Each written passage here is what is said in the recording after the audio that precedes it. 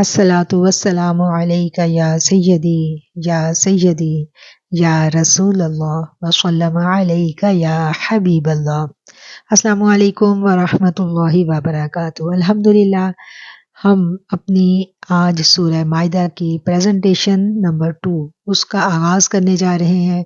Presentation के तमाम कवानीन आपको याद हैं। हर स्टूडेंट को तकरीबन 4 मिनट दिए जाएंगे। ऐसी आयत सूरह माइदा में से आपने चुननी थी जिन आयत ने वाक़तन आपको पकड़ लिया।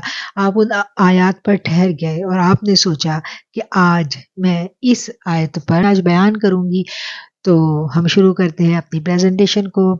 जो पहली पार्टिसिपेंट हैं वो आ जाएं और मेरे साथ जो होस्टिंग की ज़िम्मेदारियां निभाएंगी वो ख़वातीन भी यकीनन रेडी होंगी। हम आगाज़ करते हैं अपने प्रोग्राम का। जी बिस्मिल्लाह कीजिए। अस्सलामु अलैकुम वरहमतुल्लाहि वबरकातुहू। मेरा नाम महविश नईम है और मेरी आज की सूरह माइदा की प्रेजेंटेशन का टॉपिक है ज़ाती इस्लाह और आहरत की तैयारी। मैंने अपने मौजू के लिए सूरह माइदा की आयत नंबर 105 को इसलिए मुंतखब किया है कि ये आयत हमारी ज़िंदगी के सबसे बुनियादी पहलू यानी कि ज़ाती इस्लाह और आहरत की तैयारी की तरफ तवज्जो दिलाती है। अल्लाह ताला कुरान मजीद में फरमाते हैं, ए ईमान वालो, अपनी फ़िक्र करो, जब तुम हदायत पर हो जाओगे तो जो कोई गुमराह है वो तुम्हें नुकसान नहीं दे सकता। ये आयत हमें एक अजीम सबक देती है कि असल सारी जिम्मेदारी जो है वो अपनी ज़ात की है। हम दूसरों की हामियों पर हमेशा नज़र रखते हैं, इनकी इस्लाह की फ़िक्र करते हैं, लेकिन अपनी इस्लाह को हमेशा ही भूल जाते हैं। हालांकि क़यामत के दिन ना कोई किसी दूसरे का बोझ उठाएगा और ना ही किसी और का अमल हमारे हक़ में लिखा जाएगा। हर शख्स को अपने माल का जवाब खुद देना होगा। रसूल अकरम सल्लल्लाहु अलैहि वसल्लम ने फरमाया है कि क़यामत के दिन बंदे के कदम इस वक्त तक नहीं हटेंगे जब तक वो अपनी उम्र कहाँ गुजारी, अपने इल्म पर कितना अमल किया, अपना माल कहाँ से कमाया और कहाँ खर्च किया, और अपने जिस्म को किस काम में खपाया, इन सब का जवाब ना दे दे। ये हदीस हमें याद दिलाती है कि दुनिया की ज़िंदगी आर्जी है, असल इम्तिहान और असल कामयाबी आखिरत में है। और आखिरत की तैयारी तभी होगी जब हम अपने नफ्स को अल्लाह की रज़ा के मुताबिक ढाल लेंगे। प्यारी बहनों, अल्लाह ताला ने हमें बेशुमार नेमतें अता फरमाई हैं, ईमान, सेहत, औलाद, रिस्क, और वो भी अक्सर बगैर मांगे। सवाल ये है कि हमने अपनी ज़िंदगी को अल्लाह की पसंद के मुताबिक ढाला या नहीं। क्या हम अल्लाह से राज़ी हैं जैसे वो हम पर राज़ी है? अपनी इस्लाह का पहला कदम यही है कि इंसान अल्लाह के सामने झुक जाए और ये ऐलान करे कि या अल्लाह, हम अपनी ज़िंदगी को तेरी रज़ा के ताबे करने के लिए तैयार हैं, हमारी मदद फरमा। याद रखें, ज़ाती इस्लाह सिर्फ नमाज, रोज़ा और इबादत तक महदूद नहीं, बल्कि हमारे घर के ताल्लुकात, बच्चों की तरबियत, मियाँ बीवी के हकूक़, मामलात में दयानतदारी और दूसरों के साथ हुस्न सलूक पर भी मुश्तमिल है। एक सालेह इंसान जहाँ जाता है वहाँ रोशनी, सुकून और खैर बांटता है। जब फ़र्द बेहतर होता है तो इसके घर में सुकून उतरता है। जब घर बेहतर होता है तो माशरा संवरता है, और जब माशरा संवर जाता है तो पूरी उम्मत एक रोशन चिराग बन जाती है। यही कुरान का पैगाम है और यही दीन की रूह है। ज़ाती इस्लाह ही आखिरत की कामयाबी की कुंजी है। अपनी इस्लाह करने वाला इंसान न सिर्फ खुद संवरता है बल्कि दूसरों के लिए भी रोशनी का ज़रिया बन जाता है। अगर हम आज अपनी इस्लाह कर लें तो कल क़यामत के दिन कामयाब खड़े होंगे इंशाअल्लाह। इस दुआ के साथ इजाज़त चाहूँगी कि ए अल्लाह ताला, हमें अपनी ज़ात की इस्लाह की तौफ़ीक दे, हमारे दिलों को ईमान की रोशनी से मुनव्वर फरमा, हमारे माल को अपनी रज़ा के मुताबिक बना दे, और क़यामत के दिन हमें अपने हबीब सल्लल्लाहु अलैहि वसल्लम की शफ़ाअत और अपनी रहमत के साए में जगह अता फरमा। आमीन सुम्मा आमीन या रब्बिल आलमीन अर्रहमानिर रहीम। ठीक है, जज़ाकल्लाह खैर। जी जी बाजी, सेकंड प्रेजेंटेशन है साइमा जिल की। साइमा जी आप हैं? बिस्मिल्लाह करें जी। औज़ुबिल्लाहिमिनश्शैतानिर्रजीम, बिस्मिल्लाहिर्रहमानिर्रहीम। आज की जो मेरा मौजू है प्रेजेंटेशन का, वो आयत नंबर 55 से है। इन्नमा वलियुकुमुल्लाहु व रसूलुहु। तर्जुमा: मुसलमानों, तुम्हारा दोस्त खुद अल्लाह और उसके रसूल सल्लल्लाहु अलैहि वसल्लम है, और ईमान वाले हैं जो नमाज़ों की पाबंदी करते हैं और ज़कात अदा करते हैं, और वो रुकू करने वाले हैं। सूरह अल-माइदा की आयत 55 का इंतखाब मैंने इसलिए किया कि ये आयत मुझे खुशखबरी देती हुई, हौसला दिलाती हुई है कि मेरे हकीकी दोस्त अल्लाह और उसके रसूल सल्लल्लाहु अलैहि वसल्लम हैं। ہم در بدر پھرتے ہیں سچی دوستی کے لیے، جبکہ ہم اگر اللہ اور رسول صلی اللہ علیہ وآلہ وسلم کی حقیقی دوستی کو پالیں گے تو اللہ تعالیٰ اپنی رحمت خداوندی کے ذریعے ہمیں ایسے لوگوں سے ملائیں گے جو اللہ تعالیٰ کے چنیدہ بندے ہوتے ہیں۔ ہم اپنی مشکلات میں یا پریشانیوں میں سہارے ڈھونڈ رہے ہوتے ہیں، لیکن اگر انسان اپنی ذات میں تبدیلیاں لائے اور اپنے نفس پر قابو پانا شروع کر دے تو ہمیں بہترین دوستیاں یعنی صحبت صالحین میسر ہونا شروع ہو جاتی ہے۔ ضرورت اس امر کی ہے کہ یہ دوستی اور صحبت صالحین کیسے میسر آئے۔ اب جو ایمان والوں کی نشانیاں اس آیت میں بتائی گئی ہیں وہ یہ ہیں کہ وہ نماز کی پابندی کرتے ہیں، زکوٰۃ ادا کرتے ہیں اور رکوع کرنے والے ہیں۔ مجھے اپنے لیے جو پیغام اس آیت سے ملا کہ اپنی ذات میں تبدیلی لانے کے لیے ان تینوں چیزوں کو خود پر اپلائی کرنا ہے، تبھی اللہ اور رسول اللہ صلی اللہ علیہ وآلہ وسلم کی حقیقی دوستی ملے گی۔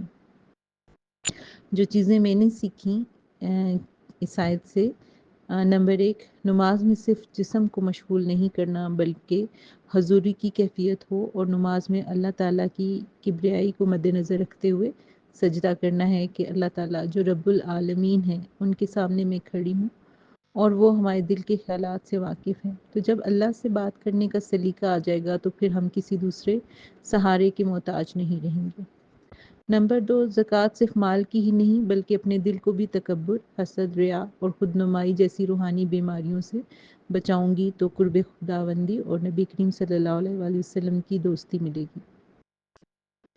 نمبر 3، رکوع کی حالت انسان کو عاجزی سکھاتی ہے اور خود پہ اس کو لاگو کرنا ہے، اس خیال کو دل میں راسخ کرنا ہے کہ ہم اللہ تعالیٰ رب العالمین کے سامنے جھکے ہوئے ہیں، اور اسی طرح اپنے روزمرہ کے معاملات میں بھی اس چیز کو اپلائی کرنا ہے۔ جب میں ان چیزوں کا خیال رکھوں گی تبھی اللہ اور آقا کریم صلی وسلام کی دوستی حاصل ہوگی۔ ولی اللہ ہمارے اخلاقی تربیت کرتے ہیں کیونکہ روحانی بیماریاں ہی معرفت الہی میں رکاوٹ ہیں۔ جو عملی اقدامات میں نے اپنی ذات پر اپلائی کرنے ہیں اور جو مجھے سمجھ آئی کہ اللہ کے ولی دوسروں کے لیے آسانیاں پیدا کرتے ہیں اور عاجزی اختیار کرتے ہیں، کوشش کرنی ہے باطنی صفائی، اثار اور عاجزی کی، کیونکہ اسی وقت انسان قرب الہی، معرفت الہی حاصل کر سکتا ہے جب وہ نفس کو خود پر قابو نہ پانے دے۔ اور عبادت صرف رسم نہیں بلکہ دل کی حاضری کا نام ہے، اور جب ہماری عبادات میں حضوری آ جائے گی، دل کو نفاق و ریا سے پاک کریں گے، تبھی اللہ اور رسول صلی اللہ علیہ وآلہ وسلم سے دوستی ہوگی اور اللہ تعالیٰ وسیلے بنائیں گے اپنے نیک بندوں سے رسائی کے۔ اللہ تعالیٰ ہماری شارک سے بھی قریب ہیں، یہ چیز تو ہم جانتے ہیں، لیکن ان کو پانے کے لیے ذات میں ان تبدیلیوں کو لانے کی ضرورت ہے، اور جب نبی کریم صلی اللہ علیہ وآلہ وسلم کی نظر کرم ہوگی تو اللہ تعالیٰ تک رسائی ہو جائے گی، اور نبی کریم صلی اللہ علیہ وآلہ وسلم کی نظر کرم کے لیے انشاءاللہ درود پاک کو حضوری کے ساتھ پڑھنا ہے۔ ایک شعر پڑھا تھا، وہ اس آیت کو سمجھ کر یاد آیا کہ وہ ایک سجدہ جسے تو گراں سمجھتا ہے، ہزار سجدوں سے دیتا ہے آدمی کو نجات۔ اللہ رب العزت سے دعا ہے کہ وہ ہمیں حضوری والے سجدے نصیب کریں تاکہ قرب الہی اور رسول اللہ صلی اللہ علیہ وآلہ وسلم کی نظر کرم حاصل ہو جائے۔ آمین ثم آمین یا رب العالمین۔ جزاک اللہ خیر۔ روحانی بیماریاں معرفت الہی کی راہ میں رکاوٹ ہیں، بہت ایسنس تھا آپ کی ساری پریزنٹیشن کا یہ جملہ، بہت خوبصورت بات آپ نے کی، اور مجھے واقعی لگ رہا ہے کہ ابھی میں نے 2 پریزنٹیشن سنی اور مجھے لگ رہا ہے کہ یہ بچے جو ہیں یہ تصوف کلاس پڑھ کے آئے ہیں۔ الحمدللہ سبق پکا یاد کیا انہوں نے، اور پھر بات وہی آ جاتی ہے جو میں اکثر کہا کرتی ہوں، جو میں نے اپنے اساتذہ کرام سے، یعنی ہم اپنے اساتذہ کرام سے کہتے تھے اور آج بھی میں کہتی ہوں کہ ہمارا رٹا اچھا لگ جاتا ہے، لیکن پریکٹیکل میں پھر ہماری واقعتاً بس ہو جاتی ہے، اور اللہ تعالیٰ ہمارا حامی و مددگار ہو۔ بہت اچھا پوائنٹ آپ نے پیش کیا اور بہت اچھی باتیں کی آپ لوگوں نے، جزاک اللہ خیر۔ جی باجی، نیکسٹ پریزنٹیشن ہے مزمل بی بی کی، اور ان کے بعد نائلہ فاروق صاحبہ، آپ بھی تیار رہیے گا۔ بسم اللہ کریں مزمل بی بی، آپ۔ جی انشاءاللہ۔ جی السلام علیکم ورحمۃ اللہ۔ وعلیکم السلام ورحمۃ اللہ وبرکاتہ۔ جی اعوذ باللہ من الشیطان الرجیم، بسم اللہ الرحمن الرحیم۔ صلی اللہ علیہ یا محمد صلی اللہ علیہ وآلہ وسلم۔ سورۃ المائدہ کی پریزنٹیشن نمبر 2 ہے، اس کی آیت نمبر 54 اس کا میں نے انتخاب کیا ہے، اور اس کا عنوان رکھا ہے مرتدین کی مذمت اور مومنین کی خصوصیات۔ اس آیت کا ترجمہ ہے کہ اے ایمان والو، تم میں سے جو شخص اپنے دین سے پھر جائے گا تو عنقریب اللہ ایسی قوم کو لے کر آئے گا جس سے وہ خود محبت فرماتا ہوگا اور وہ اس سے محبت کرتے ہوں گے، اور وہ مومنین پر نرم اور کافروں پر سخت ہوں گے، اللہ کی راہ میں جہاد کریں گے اور کسی ملامت کرنے والے کی ملامت سے خوف زدہ نہیں ہوں گے۔ یہ اللہ کا فضل ہے اور جسے چاہتا ہے عطا فرماتا ہے، اللہ وسعت والا خوب جاننے والا ہے۔ اس آیت مبارکہ میں مرتدین کے لیے تنبیہ ہے اور مومنین کے لیے وعید ہے۔ میں نے اس آیت مبارکہ کا انتخاب اس لیے کیا کہ اس کی روشنی میں اپنے طرز عمل کا محاسبہ کر سکوں۔ اس آیت مبارکہ میں اس وقت کے منافقین کے رویے کا ذکر بیان کیا گیا ہے جو مسلمانوں اور دین اسلام کے خلاف سازشیں کر کے نقصان پہنچا رہے تھے۔ اگر ہم آج اپنے عمل کا جائزہ لیں تو پتہ چلتا ہے کہ ہم بظاہر تو اسلام کے علمبردار ہیں، لیکن اسلام اور دین کے احکامات پر پوری طرح عمل نہ کر کے اپنے عمل سے دین کو نقصان پہنچا رہے ہیں۔ دین کے مقابلے میں دنیاوی مفاد کو ترجیح دیتے ہیں، دین سے منہ موڑنے کے برابر ہے۔ باتیں کرنا آسان ہے جبکہ دین کو اپنی زندگیوں میں نافذ کرنا بہت مشکل کام ہے، اور اللہ کا حکم ہے کہ پورے کے پورے دین میں داخل ہو جاؤ۔ اگر ہم اپنے دین کی خدمت اور اس پر عمل میں کوتاہی کا مظاہرہ کرتے ہیں تو اللہ کو ایسے لوگوں کی ضرورت نہیں، اللہ بے نیاز ہے۔ اس آیت میں فرمایا جا رہا ہے کہ اللہ ان کے بدلے اور لوگ لے آئے گا جو اللہ سے محبت کرنے والے ہوں گے، اور اللہ بھی ان سے محبت کرے گا۔ اللہ کے محبوب بندوں کی پہلی خوبی یہ ہے کہ وہ آپس میں نرم اور دشمنوں کے خلاف سخت ہوتے ہیں، اور پھر اللہ کی راہ میں جہاد کرنے والے ہوتے ہیں، اور کسی ملامت کرنے والے کی ملامت کی پرواہ نہیں کرتے۔ ہم اللہ کی محبت کے علاوہ بانی کلامی تو بہت کرتے ہیں، لیکن عملی زندگی میں اس محبت کو ہم کس درجے پہ رکھتے ہیں؟ اللہ کی محبت باقی سب محبتوں پر غالب ہونی چاہیے، جبکہ حقیقت اس کے برعکس ہے۔ ہماری مال کی محبت اور خواتین کی زیورات سے محبت، رسم و رواج ہے، یہ سب محبتیں ہماری اللہ کی محبت پر غالب آ جاتے ہیں۔ ایسے میں ہم اللہ سے محبت کے دعوے میں کس حد تک سچے ہیں، اس پر بھی ہمیں غور و فکر کرنا ہے۔ اللہ کے محبوب بندوں کی دوسری خوبی جو ہے، اس آپس میں نرم اور دشمنوں کے مقابلے میں سخت ہوتے ہیں، اور اس میں ہمارا رویہ بالکل اس کے برعکس ہے۔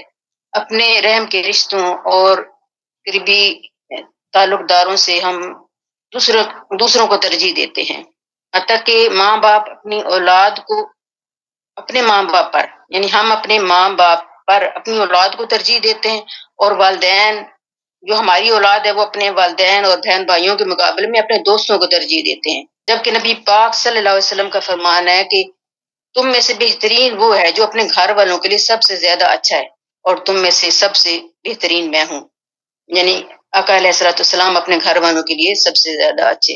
اللہ کی دین کے لیے اپنی بھرپور کوشش کرنا، دین سیکھنا ہو یا سکھانا ہو یا دین کی دعوت و تبلیغ کا کام ہو، اس میں بھرپور طریقے سے کوشش کرتے ہیں، اور یہ کرنا ہمارا فرض ہے۔ اس سلسلے میں خواتین کو بھی اپنے حصے کا کام اپنے دائرہ کار کے اندر رہتے ہوئے ضرور کرنا چاہیے، کیونکہ خاتون بھی ایک اللہ کی بندی ہے، اسے اللہ کے حضور اپنے اعمال کی جواب دہی کرنی ہے۔ تو ہمیں ایسا کوئی تو عمل کر کے جانا چاہیے کہ جو ہم اپنے اللہ اور اس کے رسول صلی اللہ علیہ وسلم کے سامنے پیش کر سکیں اور جو ہماری بخشش کا وسیلہ بن جائے۔ اس کے بعد وہ صفت ہے کہ کسی ملامت کرنے والے کی ملامت کی پرواہ نہیں کرتے۔ غور و فکر کرنے پر معلوم ہوا کہ یہ چیز کہیں نہ کہیں ابھی تک ہمارے اندر موجود ہے، گرچہ کہ پہلے سے بہت کم ہے۔ دین کا کام کرتے ہوئے یا علم سیکھنے کے دوران ہمیں بہت ساری مخالفتوں کا سامنا کرنا پڑتا ہے۔ ایسے میں جب ہمارا مقصد بلند ہوگا تو ہمیں تعریف و تنقید اور ملامت کی پرواہ کیے بنا اپنے کام پر نظر رکھنی ہے۔ ہمارا مقصد اپنے اللہ کی محبت و رضا کا حصول ہے، اس کے لیے ہمیں اپنے جان و مال اور انا کی قربانی دینا ہوگی۔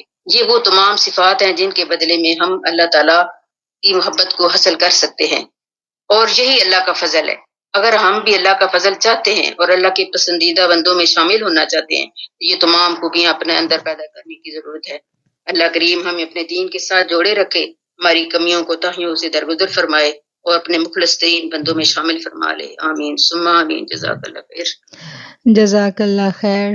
بڑا خوبصورت اتفاق ہے کہ آپ نے آیت نمبر 54 کا انتخاب کیا اور سائمہ نے 55 کا. دونوں آیتیں آگے پیچھے کی ہیں اور دونوں آیتیں جو ہیں وہ زیادہ راہ کی ٹوکری میں رکھنے والی ہیں.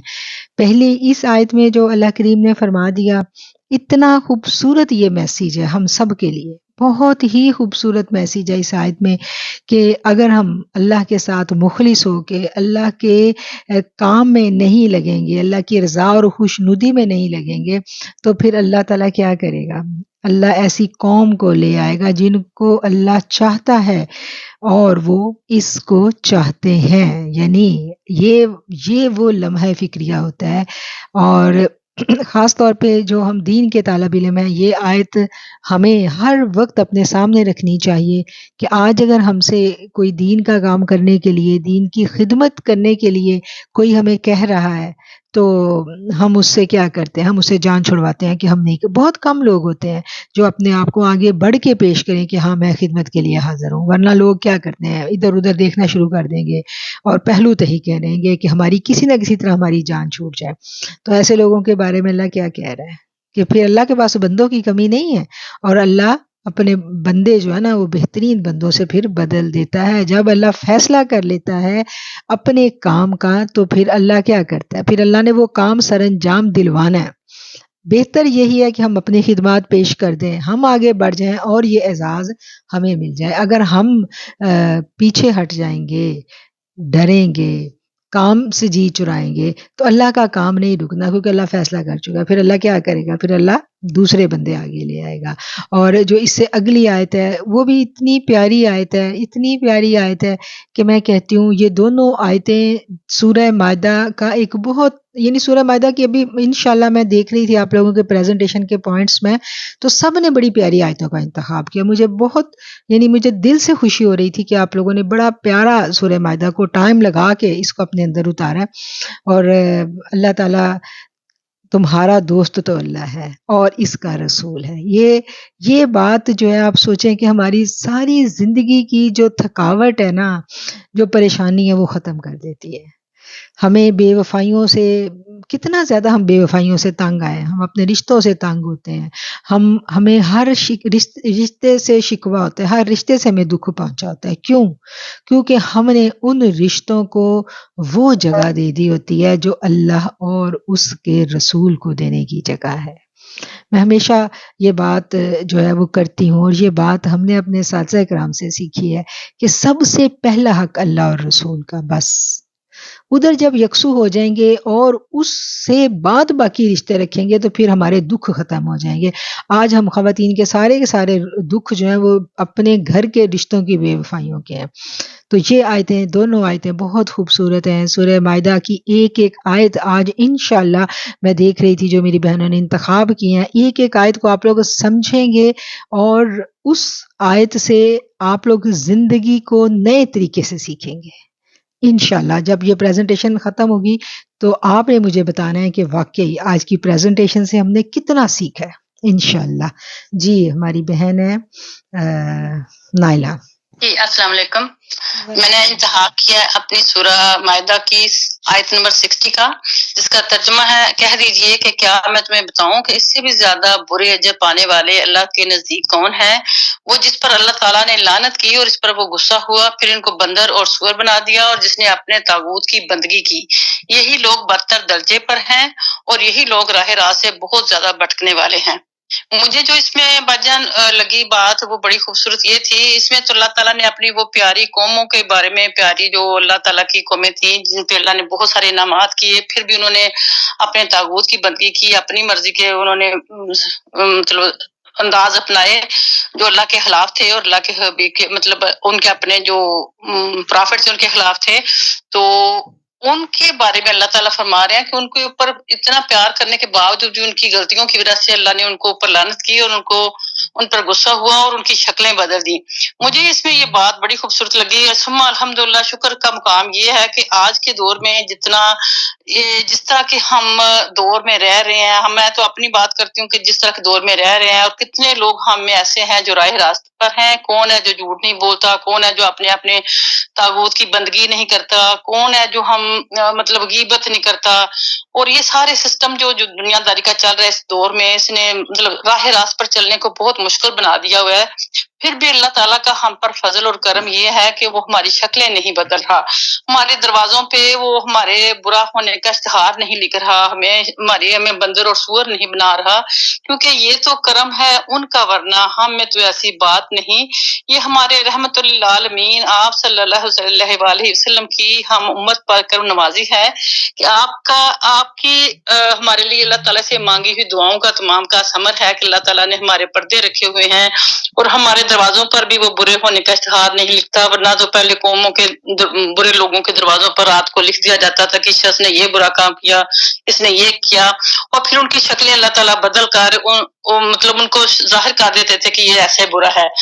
تو اللہ تعالیٰ کا شکر، الحمدللہ، یہ ہمارے لیے شکر کا مقام ہے کہ اللہ تعالیٰ نے ہمیں آپ صلی اللہ علیہ وسلم کی امت کا ہونے کا شرف دیا۔ یہ اللہ تعالیٰ کے کرم سے ہم آپ کی امت میں پیدا ہوئے، اور آپ کے دعاؤں کا ہمیں اس کا ثمر مل رہا ہے، کہ ورنہ ہم تو بہت گناہ گار، بہت غلطیاں کرنے والے اس دور میں کیا کچھ نہیں ہو رہا، جس کی وجہ سے اللہ تعالیٰ ہماری شکلیں بدل دیتے، اللہ تعالیٰ ہمارے دروازوں پہ لکھ دیتے کہ ہم نے کیا کیا غلط کیا اور کیا کیا نہیں کیا۔ اللہ نے ہمارے پردے رکھے ہوئے ہیں، ہمارا آپ سسٹم کے اوپر مان رکھا ہوا ہے، تو ہمیں بہت شکر ادا کرنے کا مقام ہے۔ یہی وہ جو سائمہ جی نے بات کی کہ یہ آپ سسٹم سے تعلق رکھنے والا اور اللہ تعالیٰ سے جو اپنے آپ کو ہم سیدھا اپنے آپ کو کر کے اللہ سے تعلق رکھیں، تو اس سے بڑا تو کوئی نہ تعلق ہے، نہ اس سے بڑا کوئی ایمانداری ہے۔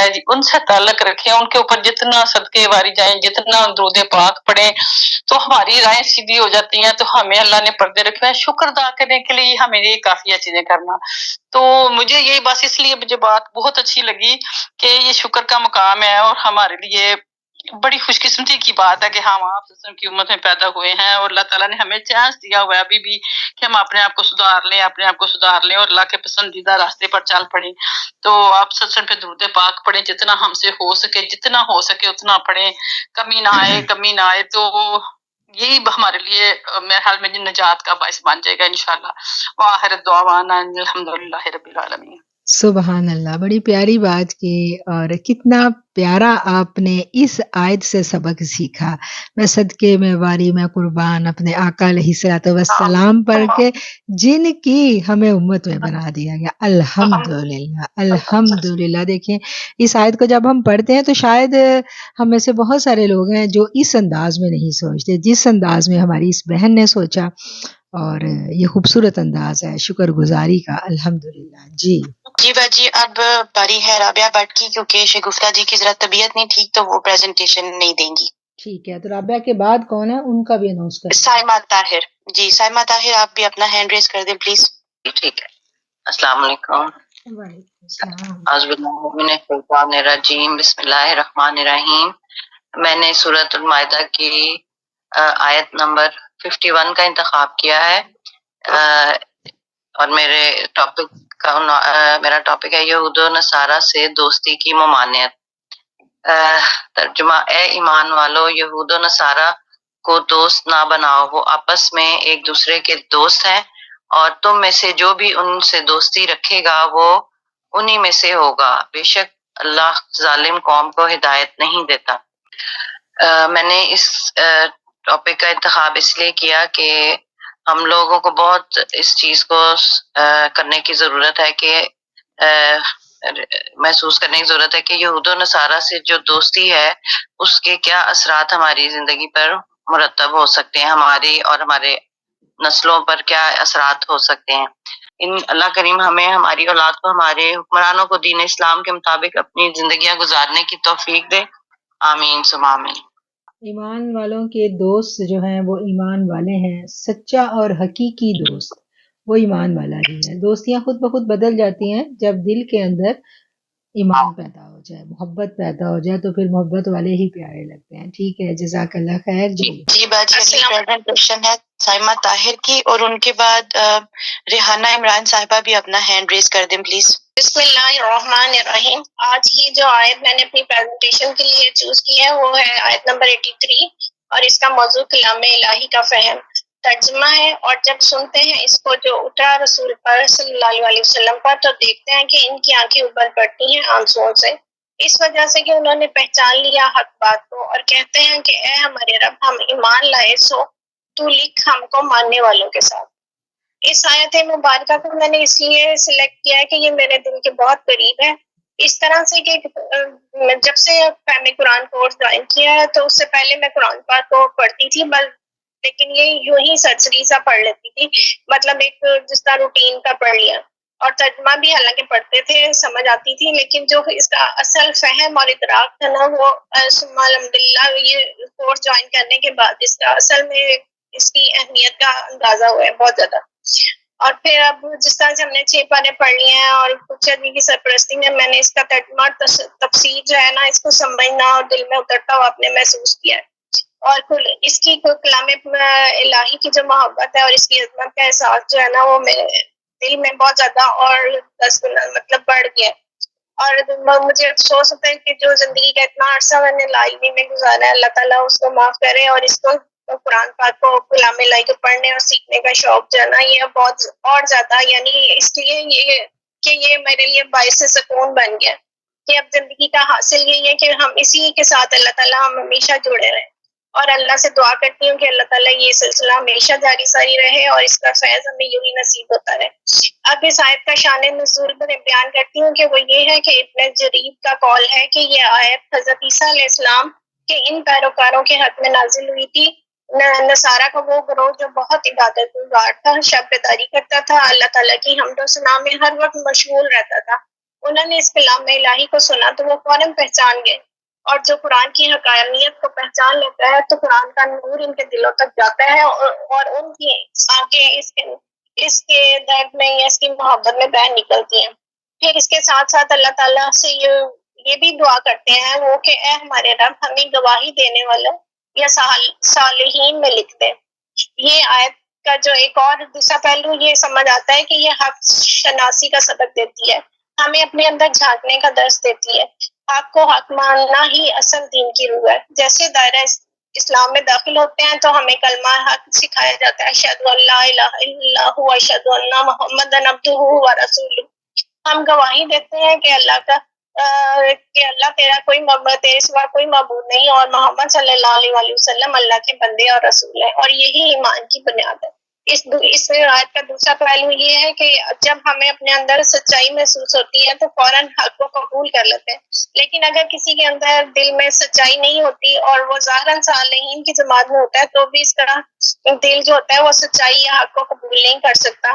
لیکن اللہ تعالیٰ سے ہم دعا کرتے ہیں کہ اللہ تعالیٰ ہمیں اپنے صالحین اور نیک بندوں میں شامل کرے، اور اللہ تعالیٰ جس سے محبت کرتے ہیں اس کے لیے دین پر چلنا آسان اور اس کے لیے باعث برکت اور سکون بنا دیتے ہیں. جزاک اللہ خیر کثیرا.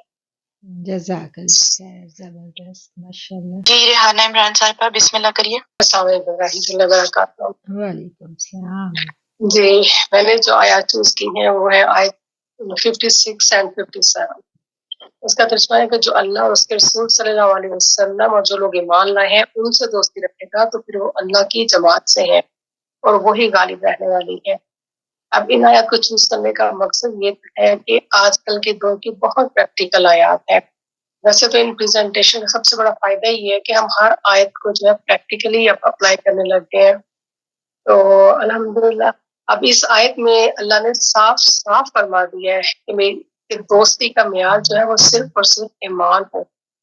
ہمارا ایمان ہو جس میں یہ کہ ہماری دوستی جو ہے اللہ کی رضا کے لیے، اللہ کی اطاعت کے میں رہتے ہوئے ہم وہ اختیار کریں جو کہ دنیا میں بھی کام آئے گی اور اگلی دنیا میں بھی کام آئے گی. لیکن ہو کیا رہا ہے کہ آج کل ہماری دوستیاں کیا ہیں؟ ذاتی مفاد، ظاہری چمک دمک اور دنیاوی فائدہ والی، اور یہ ہم سب دیکھ رہے ہیں، بالکل کھلم کھلا یہ سب کچھ ہو رہا ہے.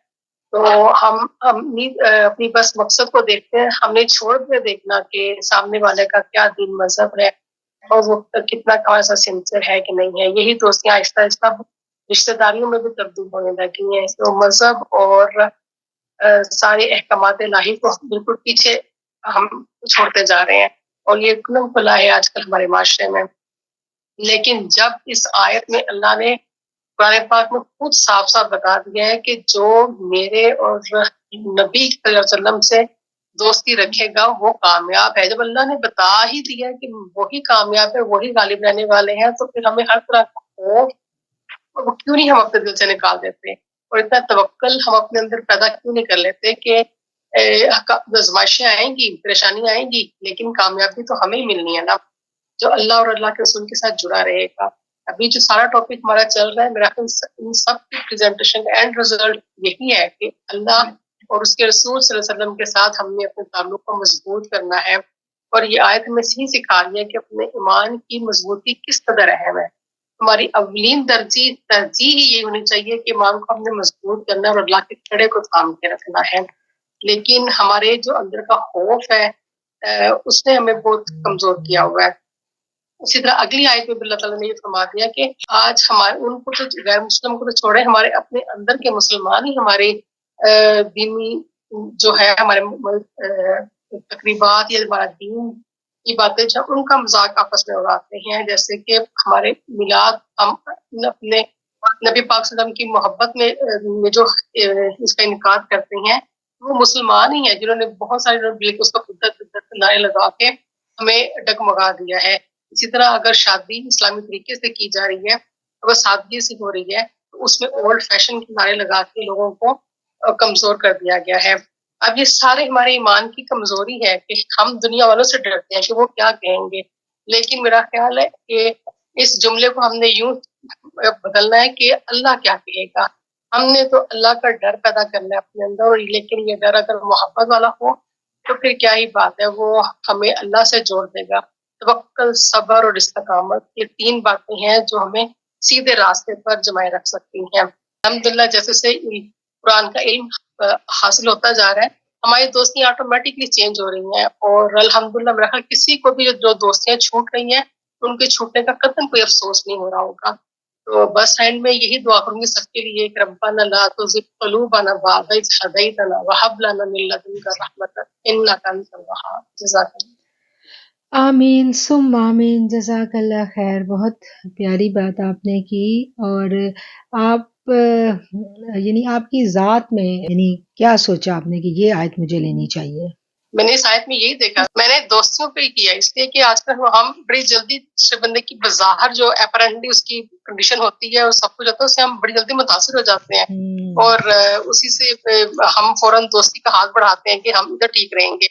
لیکن اس کے بعد آہستہ آہستہ پتہ چلتا ہے کہ یہ تو محبت الہی یا سیدھے راستے پر کتنا ہے. پھر جب ایسے موڑ پہ پہنچ جاتے ہیں کہ پیچھے پلٹنا بڑا مشکل لگتا ہے. تو یہ چیز ہے کہ اور ہم اپنی اندر سے خوف نکال دیں اس چیز کا کہ اگر یہ دوستی چھوٹ گئی تو ہمارا یہ کام نہیں ہو سکے گا یا وہ نہیں ہو سکے گا. آج کل ہم سب نے مطلب بہت پریکٹیکل ہے کہ ہم نے تعلقات جو رکھے ہیں اس لیے رکھے ہوئے نا کہ ہمارا فلانا کام ہو سکتا ہے, کیا ہو سکتا ہے. اگر وہ صرف اللہ اور اللہ کے رسول جس کو ہم بولتے ہیں آج جو ٹرم یوز ہوتی ہے ورکنگ ریلیشنز. ٹھیک, بالکل. تھینک یو, جزاک اللہ خیر. بہت اچھی باتیں ہیں, ساری کی ساری قرآن کی باتیں ہیں, سیکھنے کی باتیں ہیں.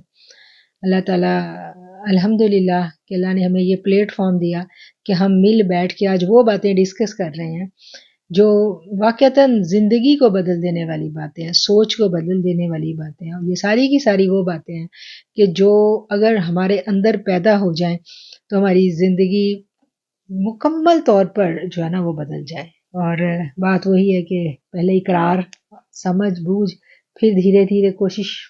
جی, مریم علیم. اور مریم کے بعد کون سی بہن ہے؟ ڈاکٹر ارم حلیل. ٹھیک ہو گیا جی. ریز ہینڈ کر دیں پلیز. ارم آپ بھی آ جائیں. چلیں مریم. السلام علیکم ورحمۃ اللہ وبرکاتہ. وعلیکم السلام ورحمۃ اللہ وبرکاتہ. بسم اللہ الرحمن الرحیم. میری آج کی پریزنٹیشن سورہ المائدہ کی آیت نمبر 87 سے ہے.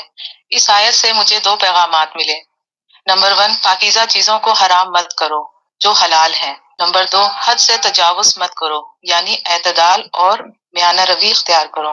موضوع ہے اعتدال، یعنی نہ کسی چیز میں حد سے بڑھ جانا ہے اور نہ ہی کم کر دینا ہے۔ میں نے یہ موضوع اس لیے منتخب کیا معاملات میں میانہ روی اختیار کرنے کا پیغام ملا۔ مثلا ہماری عبادات، خوراک، بات اخلاق اور دنیاوی ہر معاملے میں اعتدال بہت ضروری ہے تاکہ ہم اپنی زندگی میں توازن کو برقرار رکھ سکیں۔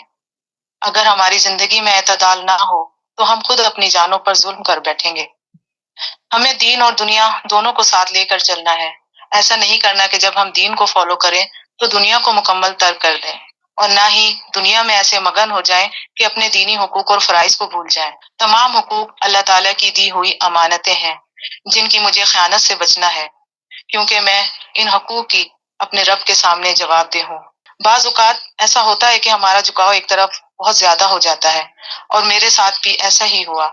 جب میں نے دین کی باتوں کو پڑھنا اور سمجھنا شروع کیا تو بہت ہی زیادہ میں اپنا ٹائم اسی میں لگاتی، اور میں نے لوگوں سے ملنا جلنا بالکل چھوڑ دیا، نہ کہیں جاتی اور نہ ہی زیادہ کسی سے بات کرتی تھی، اور میرا گھر بھی کچھ ڈسٹرب ہونے لگا اور مجھے شکایتوں کا پھر سامنا رہا۔ پھر الحمدللہ قرآن سے ہی میری رہنمائی ہوئی، پیغام کو دوسروں تک پہنچانا ہے۔ اگر میں بالکل ہی الگ ہو جاؤں گی تو جو میں سیکھ رہی ہوں وہ میں کیسے دوسروں تک پہنچاؤں گی، کیونکہ ہمیں خود بھی عمل کرنا ہے اور دوسروں تک بھی یہ روشنی پھیلانی ہے۔ اعتدال اسلام کا حسن ہے اور آقا کریم رؤوف الرحیم صلی اللہ علیہ وآلہ وسلم کی سنت ہے۔ اس آیت کو سمجھنے کے لیے ہم اس آیت کے شان نزول کو بھی دیکھتے ہیں۔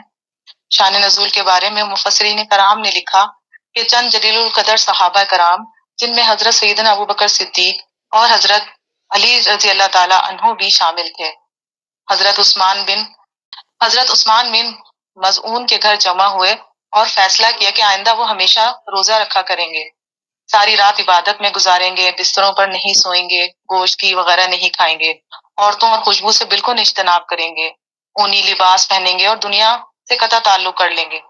رحمت عالم صلی اللہ علیہ وآلہ وسلم کو اطلاع ملی تو حضور صلی اللہ علیہ وآلہ وسلم نے انہیں بلا کر ارشاد فرمایا، مجھے ان باتوں کا حکم نہیں دیا گیا، اے میرے صحابہ، تمہارے نفسوں کا بھی تم پر حق ہے، اس لیے روزے بھی رکھو اور افطار بھی کرو، راتوں میں جاگ کر عبادت بھی کرو اور آرام سے سو بھی، کیونکہ میں رات کو جاگتا بھی ہوں اور سوتا بھی ہوں، روزے بھی رکھتا ہوں اور افطار بھی کرتا ہوں، گوشت اور گھی بھی کھاتا ہوں اور اپنے ازواج سے مقاربت بھی کرتا ہوں، جس نے میری سنت سے منہ موڑا وہ میری جماعت سے نہیں۔ اس آیت کا مفہوم یہ ہے کہ نہ تو یہودیوں کی طرح لذات دنیا میں کھو جاؤ اور نہ ہی مسیحی راہبوں کی طرح دنیا کی حلال لذتوں کو اپنے اوپر حرام کر دو، بلکہ اعتدال اور میانہ روی اختیار کرو۔ یہی دین اسلام کا درجہ امتیاز ہے۔ اعتدال کے بارے میں جب میں نے پڑھا تو مجھے وہ اپنی غلطیاں نظر آئیں جو مجھ سے ہوئی۔ اللہ تعالیٰ سے دعا ہے کہ اللہ تعالیٰ میری ان غلطیوں کو معاف فرمائے اور ہم سب کو اپنی زندگیوں میں اعتدال کو اپنانے کی توفیق عطا فرمائے۔ آمین ثم آمین۔ جزاک اللہ خیر۔ جزاک اللہ خیر، بہت پیارا۔ دیکھیں کتنی پیاری بات ہے جس کی انہوں نے یاد دہانی کروائی، اور یہ بھی ہماری آزاد راہ کی ٹوکری میں رکھنے والی آیت ہے۔ اگر ہم سوچیں تو ہم سب کبھی نہ کبھی سچویشن سے گزرتے ہیں اور جی چاہتا ہے کہ بس اس دنیا کو بالکل ترک کر کے ہم اللہ کے لیے یکسو ہو جائیں، اور اصل جو مشکل کام ہے وہ بیلنس رکھنا ہے، بہت مشکل، آسان نہیں ہے یہ۔ بہت شکریہ، جزاک اللہ۔ جی اب ہے ارم خلیل، اور ارم کے بعد کون ہے مہوش؟ ان کا بھی ان کے بعد جی باجی مصباح ہے، انہوں نے ہینڈ ریز کر دیا۔ ماشاءاللہ، مصباح بہت اچھا بچہ ہے۔ چلیں ٹھیک ہے۔ جی السلام علیکم ورحمۃ اللہ وبرکاتہ۔ وعلیکم السلام ورحمۃ اللہ وبرکاتہ۔ تمام بہنیں امید خیریت سے ہوں گی اور آپ بھی خیریت سے ہوں گی۔ جی جی اس الحمدللہ۔ محفل تفسیر قرآن کی جو پریزنٹیشن ہے اس میں الحمدللہ موقع ملا آج کے زوم پہ بات کر سکوں، حالانکہ میں ڈیوٹی پہ ہوں، بس اللہ کرے بیچ میں مجھے کوئی کال نہ آ جائے۔ تو میں نے جس آیت کا انتخاب کیا ہے وہ ہے سورہ مائدہ کی آیت نمبر 100۔ اس آیت میں اللہ تعالیٰ نے فرمایا ہے قُلْ لَا يَسْتَوِي، اعوذ باللہ من الشیطان الرجیم، بسم اللہ الرحمن الرحیم، قُلْ لَا يَسْتَوِي الْخَبِيثُ وَالطَّيِّبُ وَلَوْ أَعْجَبَكَ كَثْرَةُ الْخَبِيثِ فَاتَّقُوا اللَّهَ يَا أُولِي الْأَلْبَابِ لَعَلَّكُمْ تُفْلِحُونَ۔ یعنی کہ خبیث اور طیب کبھی برابر نہیں ہو سکتے، کبھی برابر نہیں ہو سکتے. تو کرنا کیا ہے ہم نے؟ فاتقوا اللہ، اللہ کا تقوی اختیار کرنا ہے، جو عقل والے ہیں، جو سمجھ والے ہیں، تاکہ ہم فلاح پا جائیں. اس آیت میں سمجھنے کے لیے جو مجھے اشارے ملے یا میری ناقص عقل و فہم کے مطابق مجھے پوائنٹ سمجھ آئے، وہ یہ تھے کہ کثرت تو ہر جگہ خبائث کی ہی ہے آج کے دور میں. آپ دیکھ لیجئے ہر جگہ پہ. ہم اپنے گھر سے نکلیں اگر، سب لوگ کس سے امپریس ہوتے ہیں؟ اسٹیٹس سے، پیسوں سے، کپڑوں سے، چاہے وہ مال حلال کے ذریعے کمائے گئے ہوں یا حرام کے ذریعے. بالکل صحیح. لیکن امپریس اسی سے ہوں گے، امپریس اسی سے ہوں گے. تو یہاں پہ تو اللہ کچھ اور کہہ رہا ہے.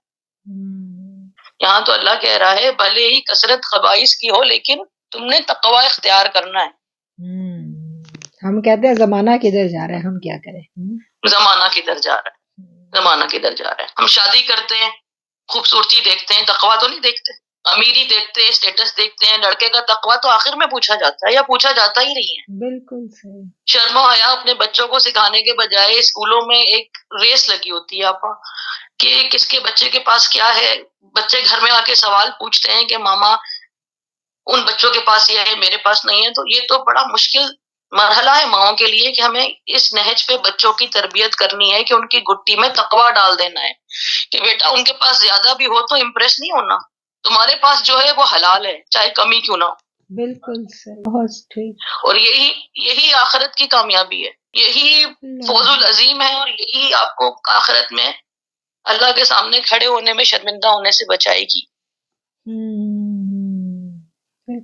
آپ جنگی مال و اسباب میں دیکھ لیجئے، بدر میں مسلمان کم تھے، کفار بہت زیادہ تھے، لیکن جیتے تقوی والے. بالکل جیتے وہی جو پاک تھے، جو تقوی والے تھے. بالکل صحیح، بالکل صحیح. آج کے دور میں بھی اگر ہم خباثتوں کو مٹا کے تقوی اختیار کر لیں تو کسی کی مجال نہیں ہے کہ مسلم امہ پہ ٹیڑھی نظر ڈالے.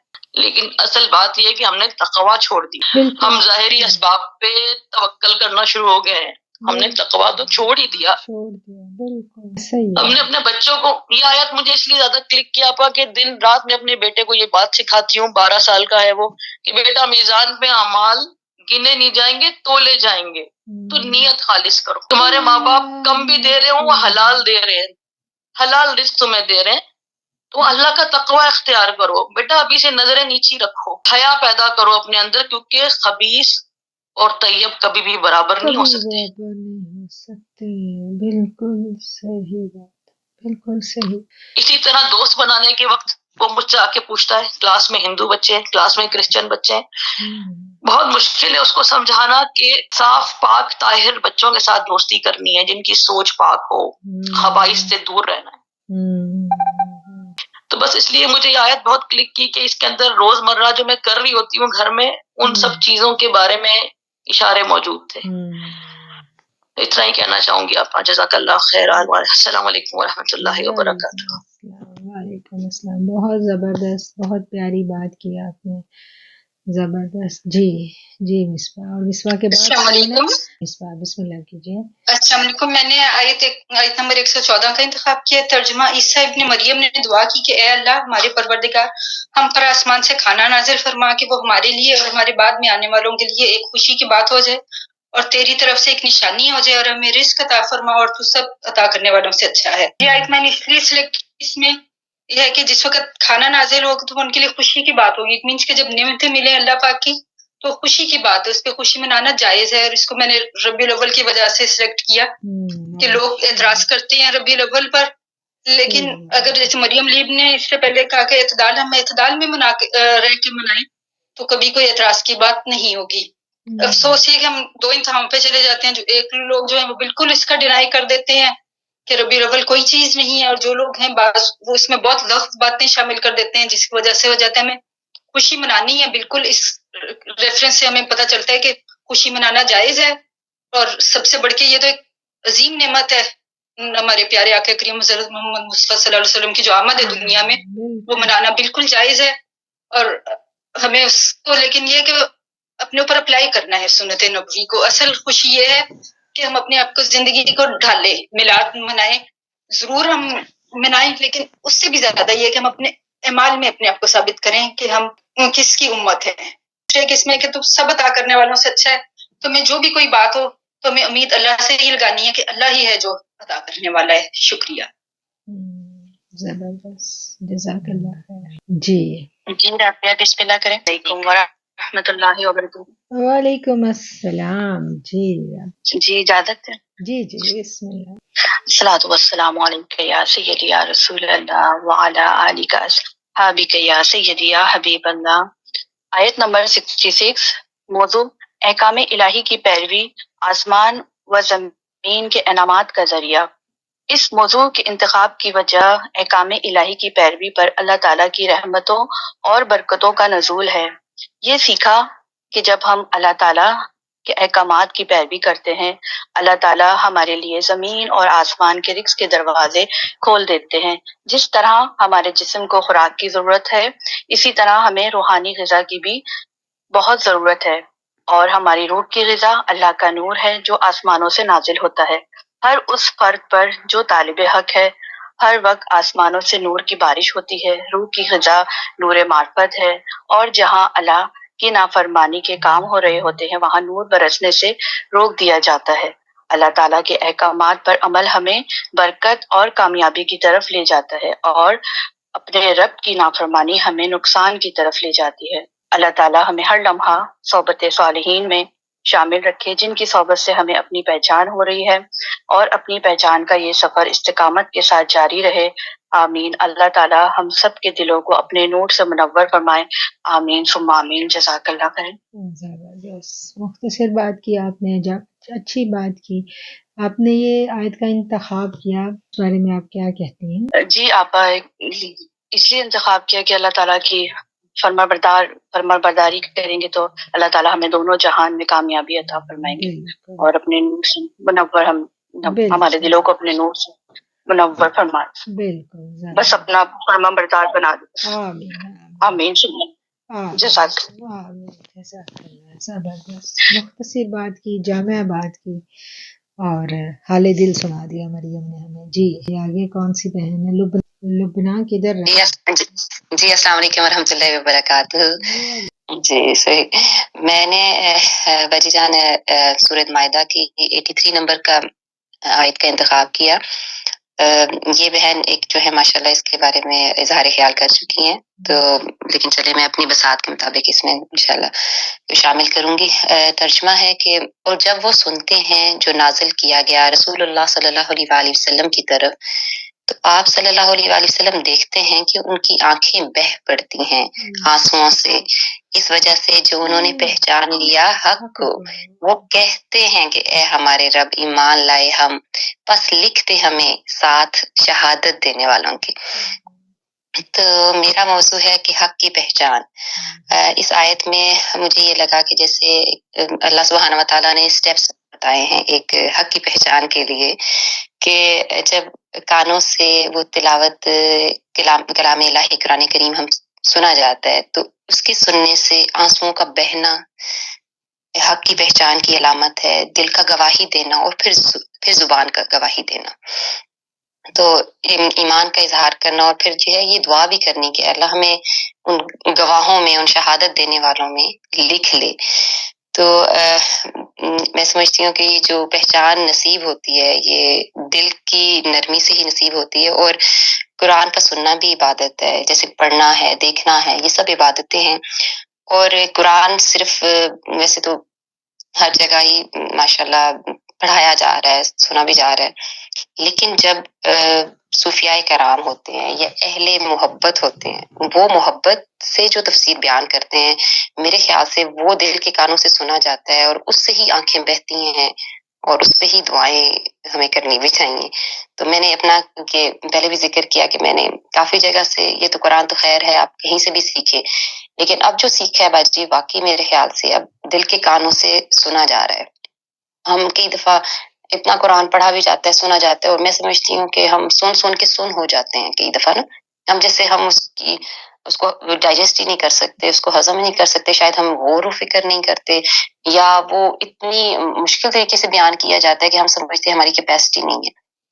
الحمدللہ یہ اکیڈمی اور माशाल्लाह से आपसे सीखने का मौका मिला है।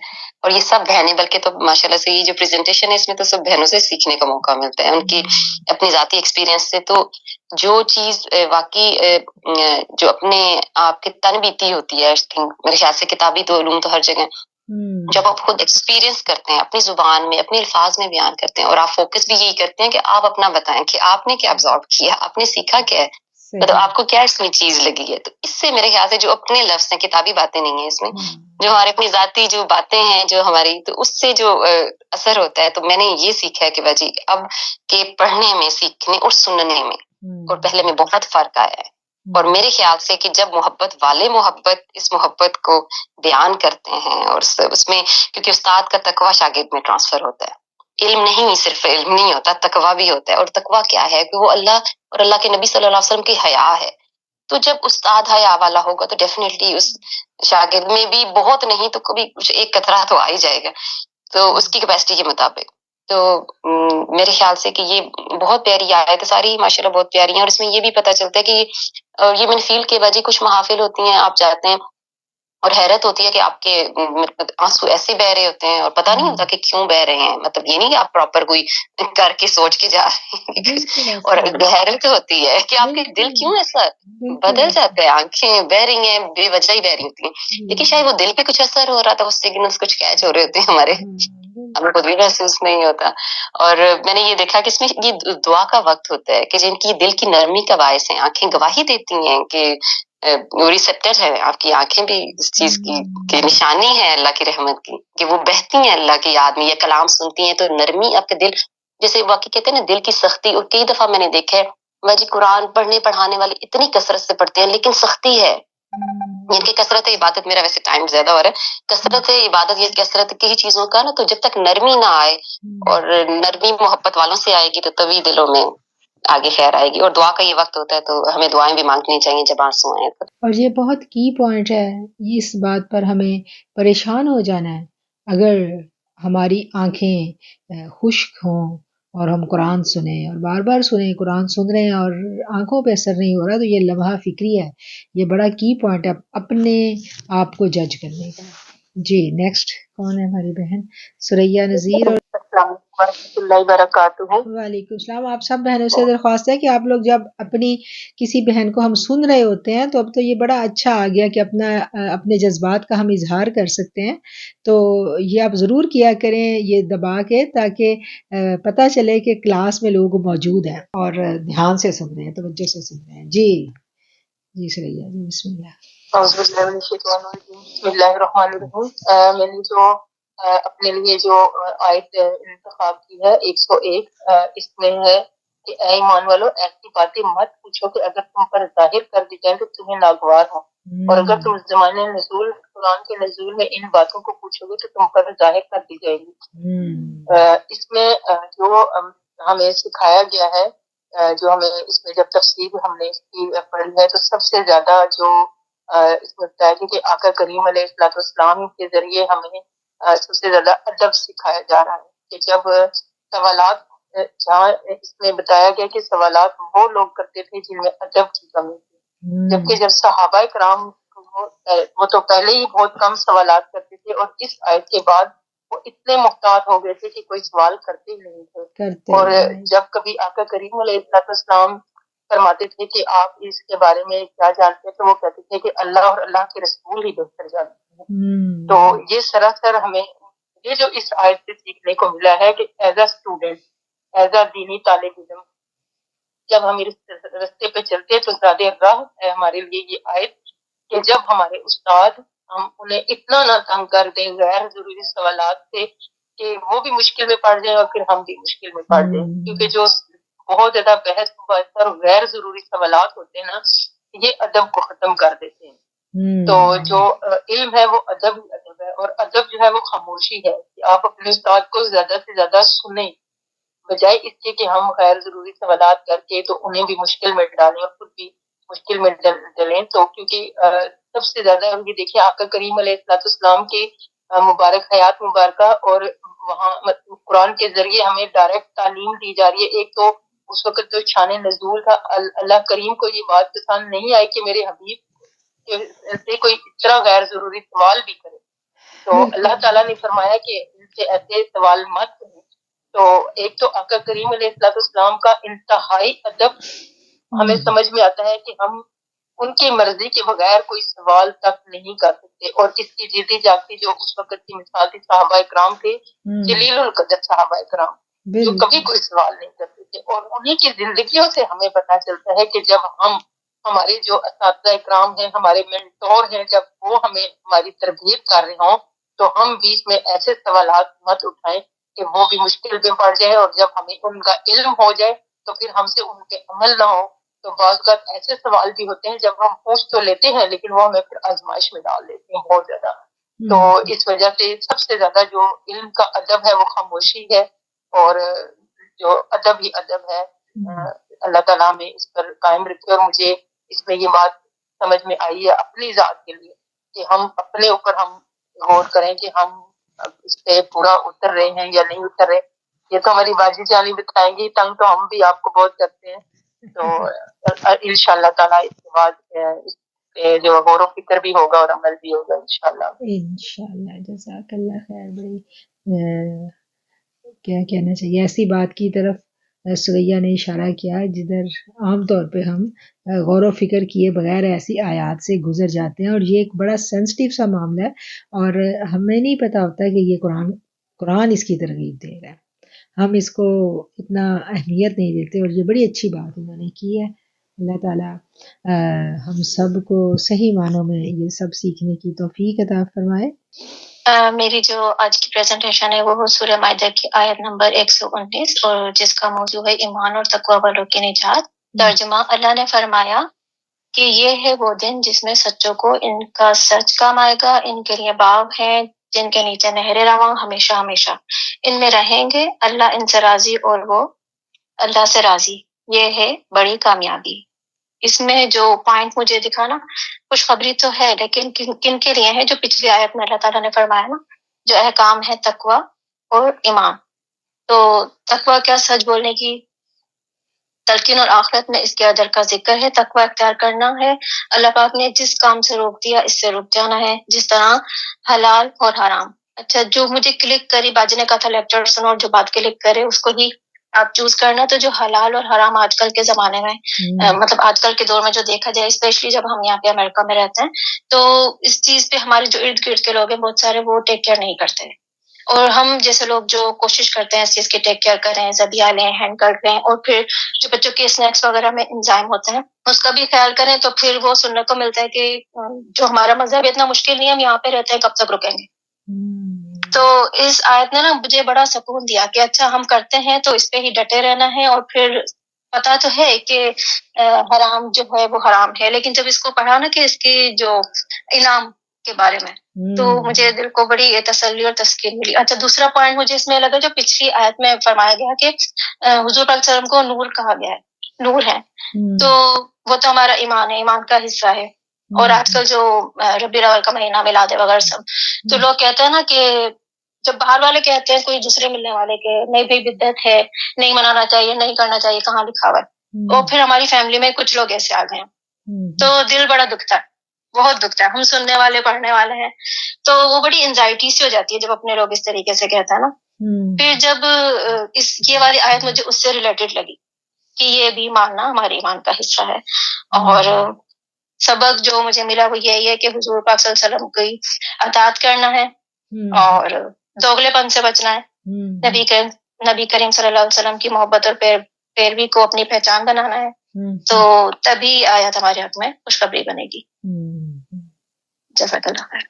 زبردست، بہت اچھا. بھائی اتنا ڈر رہی تھی، اتنا اچھا تو آپ نے بیان کیا. اعوذ باللہ من الشیطان الرجیم، بسم اللہ الرحمن الرحیم، سبحان اللہ و بحمدہ، سبحان اللہ العظیم، اللہم صلی علی سیدنا محمد وعلی آلہ وصحبہ وبارک وسلم. میں نے سورہ مائدہ کی آیت نمبر 90 اور 91 لی ہے. اس کا ترجمہ ہے کہ اے ایمان والوں، بات یہی ہے کہ شراب اور جوا اور تھان اور فال نکالنے کے پانسے کے تیر، یہ سب گندے ہی باتیں شیطانی کام ہیں.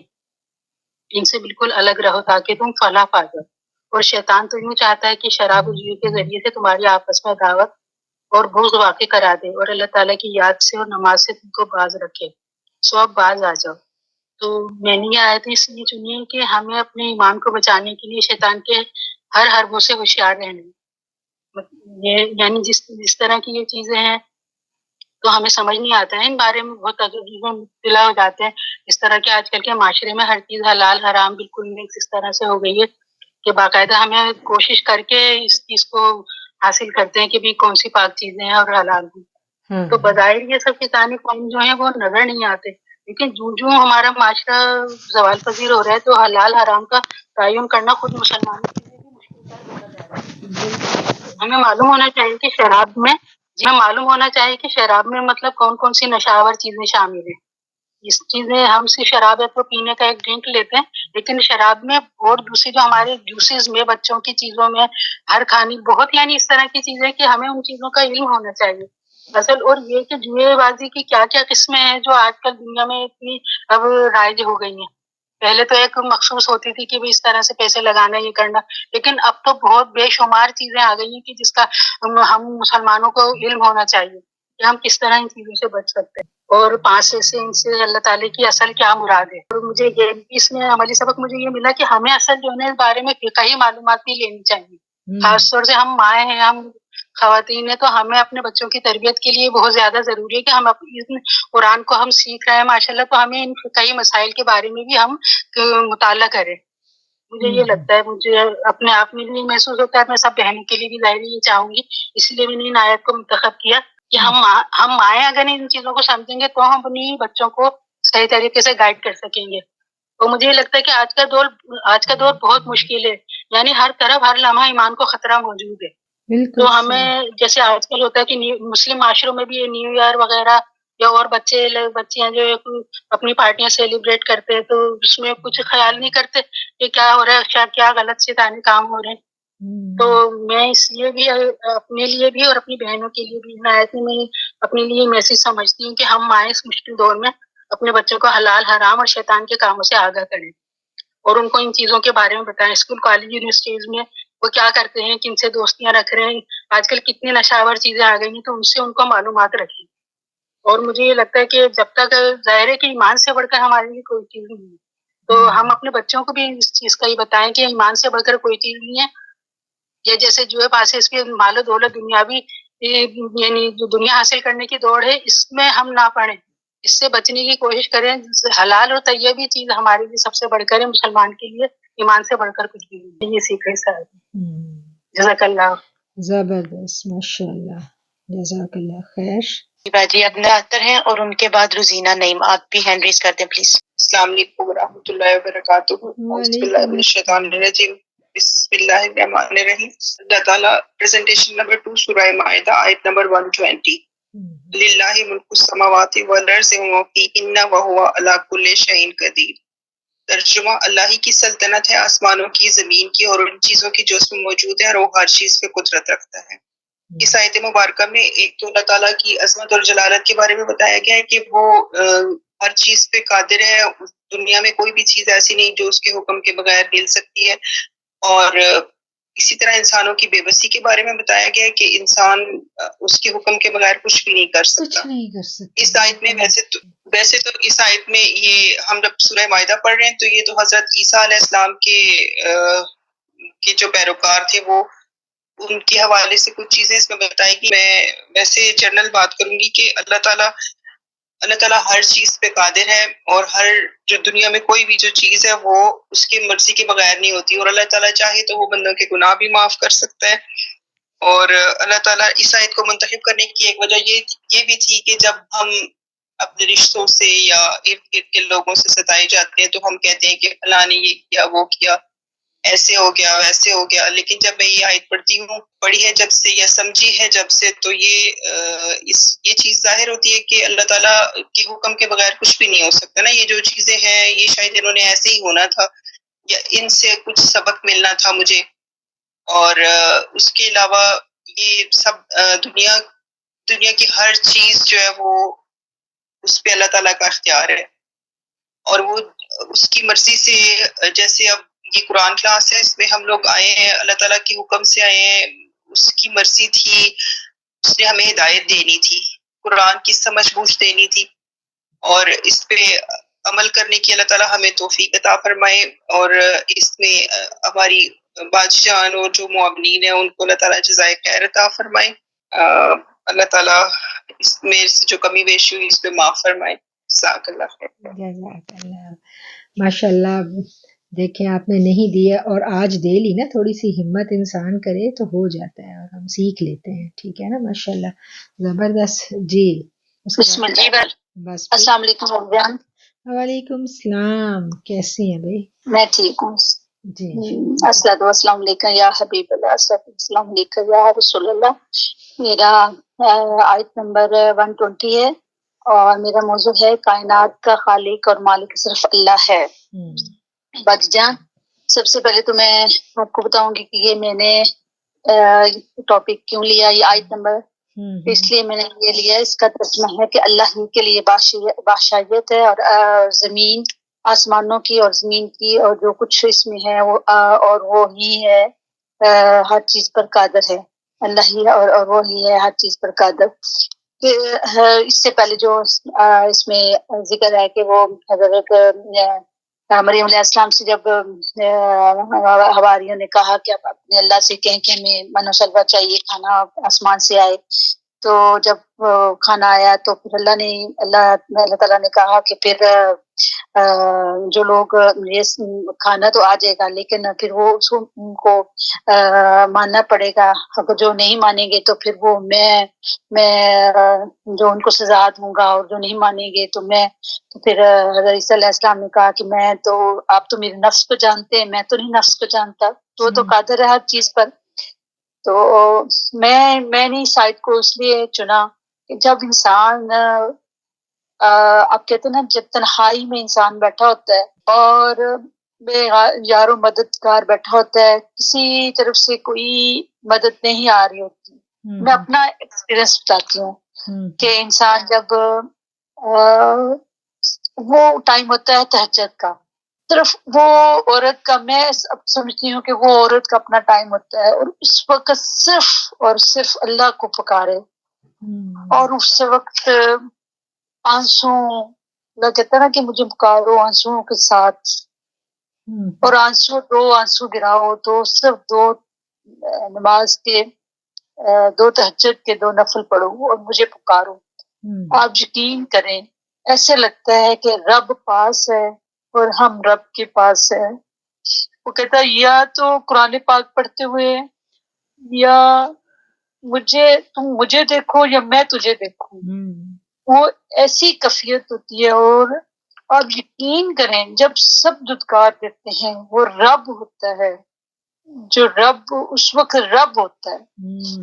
یہ کیفیت اس وقت آتی ہے جب سب دھتکار دیتے ہیں، اور یقین ایمان اس وقت آتا ہے جب انسان اپنی سچے دل سے، جب انسان سوچ لے نا کہ یہ ساری چیزیں نکال دیں، ہائے اس رشتے نے مجھے یہ کر دیا، وہ کر دیا، یہ کر دیا، جب یہ ساری چیزیں انسان دل سے نکال دے اور صرف اپنے رب کو یاد کرے، تو پھر یہ بات آتی ہے، ورنہ نہیں آتی۔ اور صرف درود پاک پڑھ کے اور اپنے رب کے آگے جھکے اور اس کو آواز دے اور وہ سنتا ہے، وہی ہر چیز پر قادر ہے، وہی ہر چیز پہ قادر ہے۔ وہ چاہے تو نوازتا ہے، پھر نوازتا ہے۔ بی بی جی، پھر میں آپ سب کے سامنے میں آپ کو بتاؤں تو بس وہ کہتا ہے، رب کہتا ہے اگر میری اپنی باتیں تو اب دوسروں کے آگے کھول دیتا ہے تو پھر اپنے معاملات خود ہی کر، تو پھر رب بڑا ہی دیتا ہے، بڑا ہی نوازتا ہے بی بی جی، بہت نوازتا ہے، بہت نوازتا ہے۔ وہ چاہے دین کا ہے اور دنیا کو ہو، وہ سب دیتا ہے، لیکن پکارو اس کو، دل سے پکارو، تو پھر وہ کہتے ہر چیز پر قادر ہے، وہ ہر چیز، چاہے زمین پر ہے یا آسمان پر ہے، وہ دیتا ہے، وہ دیتا ہے، لیکن اس کو پکارو۔ بس یہی تھی میرا، اور کچھ نہیں تھا، بس میں نے یہی بتانا تھا۔ اور پھر دینے والے بھی آپ جیسے ہوں، آپ کی محفلوں میں یہ دل بس وہ کہتے اللہ اللہ کرنے سے نہیں ملتا، اللہ والے اللہ والے اللہ والے اللہ والے اللہ سے ملا دیتے ہیں۔ صدقے جاؤں آپ پہ جزاک اللہ خیر۔ جزاک اللہ خیر، زبردست، بہت خوب، ماشاءاللہ آپ نے بیان کیا۔ جی آگے ہیں ہماری عائشہ کمل۔ السلام علیکم۔ وعلیکم السلام۔ جی راجی جان، میں نے جو آیت نمبر چوز کی ہے وہ ہے آیت نمبر 55 and 56، اور جو ریزن کے ساتھ چوز کیا وہ یہ ہے کہ سم ٹائمز انسان نا دوستوں کے ساتھ بات کر کے بھی بہت اس کا دل بھرا ہوتا ہے اور چاہتا ہے کہ کوئی اس طرح بیٹھ کے اس کی بات کو سنے توجہ کے ساتھ۔ تو میں بھی بس ایسی بیٹھی ہوئی تھی، پھر ایک دم سے مجھے خیال ہے کہ ابھی تو میں نے وہ پریزنٹیشن کا مجھے لبنہ نے ایکچولی میسج کیا تو میں کبھی بھول ہی گئی تھی دماغ میں سے، تو پھر قرآن کی آیتیں کھول کے اس کو پڑھنا شروع کیا، تو پھر جب یہ آیت میرے آگے سے گزری تو ایسے لگا جیسے اللہ تعالیٰ نے بہت اچھا سا سہارا انسان کو دیتا ہے نا، کہ اللہ تعالیٰ کہتا ہے کہ اس کو پڑھو اور دیکھو میں تم سے بات کر تو مجھے ایسے لگا کہ یہ آیت اس وقت meaning it really touched my heart کہ جب اللہ تعالیٰ کہتے ہیں کہ بے شک اللہ خود تمہارا دوست ہے اور اس کا رسول صلی اللہ علیہ وسلم اور ایمان والے جو ہیں وہ تمہارے دوست ہیں، جو نمازوں کی پابندی کرتے ہیں، زکوٰۃ دیتے ہیں اور رکوع کرتے ہیں۔ اس کے ساتھ اللہ سبحانہ و تعالیٰ کہتے ہیں کہ جو کوئی بھی اللہ اور اس کے رسول صلی اللہ علیہ وآلہ وسلم اور ایمان والوں سے دوستی و محبت کرے گا، بے شک اسی کی جماعت غالب آئے گی۔ اللہ کی جماعت ہے اور اللہ ہی کی جماعت غالب آنے والی ہے۔ تو پھر اس سے بھی پتہ چلا کہ الحمدللہ جس کے ساتھ روشن نور کے ساتھ ہم جڑے ہیں، آپ کے ساتھ جڑے ہیں، تو الحمدللہ اتنا تو اللہ نے توفیق دے دیا، سمجھ دے دیا کہ سمجھ آتی ہے کہ کون اللہ کے پیارے ہیں اور کون اللہ کے پیارے، کون لبادہ اوڑے میں۔ تو اس سے ہمیں یہ بات سمجھ آتی ہے کہ الحمدللہ ہم اللہ والوں کے ساتھ جڑے ہوئے ہیں۔ جب ہم اللہ کے پیاروں کے ساتھ جڑ جاتے ہیں تو وہ ہمیں آٹومیٹکلی اللہ اور اس کے رسول کے ساتھ جوڑتے ہیں۔ تو جیسے آپ نے ہمیں سکھایا کہ اللہ سے کیسے محبت کرنی ہے اور اللہ کے رسول سے کیسے محبت کرنی ہے، اور پھر یہ بات بھی اب اچھے سے سمجھ آتی ہے کہ جب پڑھنے بیٹھتے ہیں تو تسبیح کو پکڑتے ہوئے خیال آتا ہے کہ اللہ نے تو گن کے نہیں توڑنے اعمال تو وزن کیے جائیں گے۔ اب اپنی حضوری قلب کے ساتھ اس کیفیات کے ساتھ بیٹھ کے پڑھنا ہے کہ جیسے ہم رسول اللہ صلی اللہ علیہ وسلم ہمارے سامنے بیٹھے ہیں اور ہم ان پہ درود و سلام بھیج رہے ہیں۔ تو جب ہم ان پہ درود و سلام بھیجتے ہیں تو اگر نہیں بھی، جیسے آپ نے اتنی پیاری بات کی تھی نا کہ اگر کیفیت نہیں بھی آ رہی تو پھر بھی زبردست یہ سوچے کہ ہم ان کو تو نہیں دیکھ سکتے لیکن وہ ضرور ہمیں دیکھتے ہیں۔ جب ہم ان پہ درود و سلام پہنچاتے ہیں تو ہمارا درود و سلام لے کے جایا جاتا ہے، اور پھر جب ایک دفعہ بھی اگر سلام آ جائے تو پھر تو ہماری نسبت بھی ٹل گئی۔ بالکل۔ تو ہم نے اپنی ان کیفیات گننے کی تک محدود نہیں رکھنا، بلکہ حضوری قلب کے ساتھ بیٹھ کے اپنے اللہ اور اپنے اللہ کے حبیب صلی اللہ علیہ وسلم کے ساتھ اور اس کے پیاروں کے ساتھ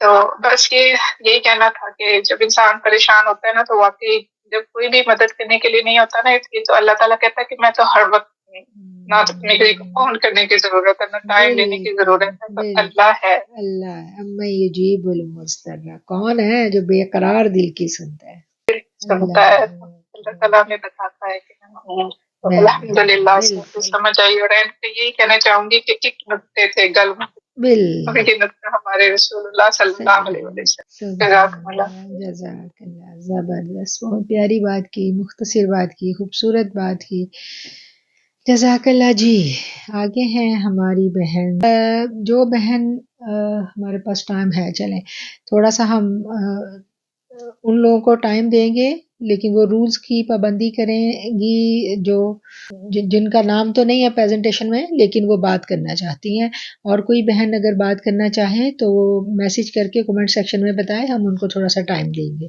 جی السلام علیکم۔ وعلیکم السلام ورحمۃ اللہ وبرکاتہ۔ میں نے سورۃ مائدہ کی آیت نمبر 48 میں سے لیا ہے ٹاپک قرآن، پچھلی کتابوں کی تصدیق، سچائی اور رہنمائی۔ اس کا ترجمہ ہے، ہم نے آپ کی طرف حق کے ساتھ یہ کتاب نازل فرمائی جو اپنے سے اگلی کتابوں کی تصدیق کرنے والی ہے، ان کی محافظ ہے، اس لیے آپ ان کے آپس کے معاملات میں اسی اللہ کی اتاری ہوئی کتاب کے ساتھ حکم کیجیے، اسی حق سے ہٹ کر اس کی خواہشوں کے پیچھے نہ جائیے۔ تم میں سے ہر ایک کے لیے ہم نے ایک دستور اور راہ مقرر کر دی ہے، اگر منظور مولا ہوتا تو تم سب کو ایک ہی امت بنا دیتا، لیکن اس کی چاہت یہ ہے کہ جو تمہیں دیا ہے اس میں تمہیں آزمائے۔ تو میں نیکیوں کی طرف جلدی کرو، تم سب کر جو اللہ ہی کی طرف ہے، پھر تمہیں ہر وہ چیز بتا دے گا جس میں تم اختلاف کرتے رہتے ہو۔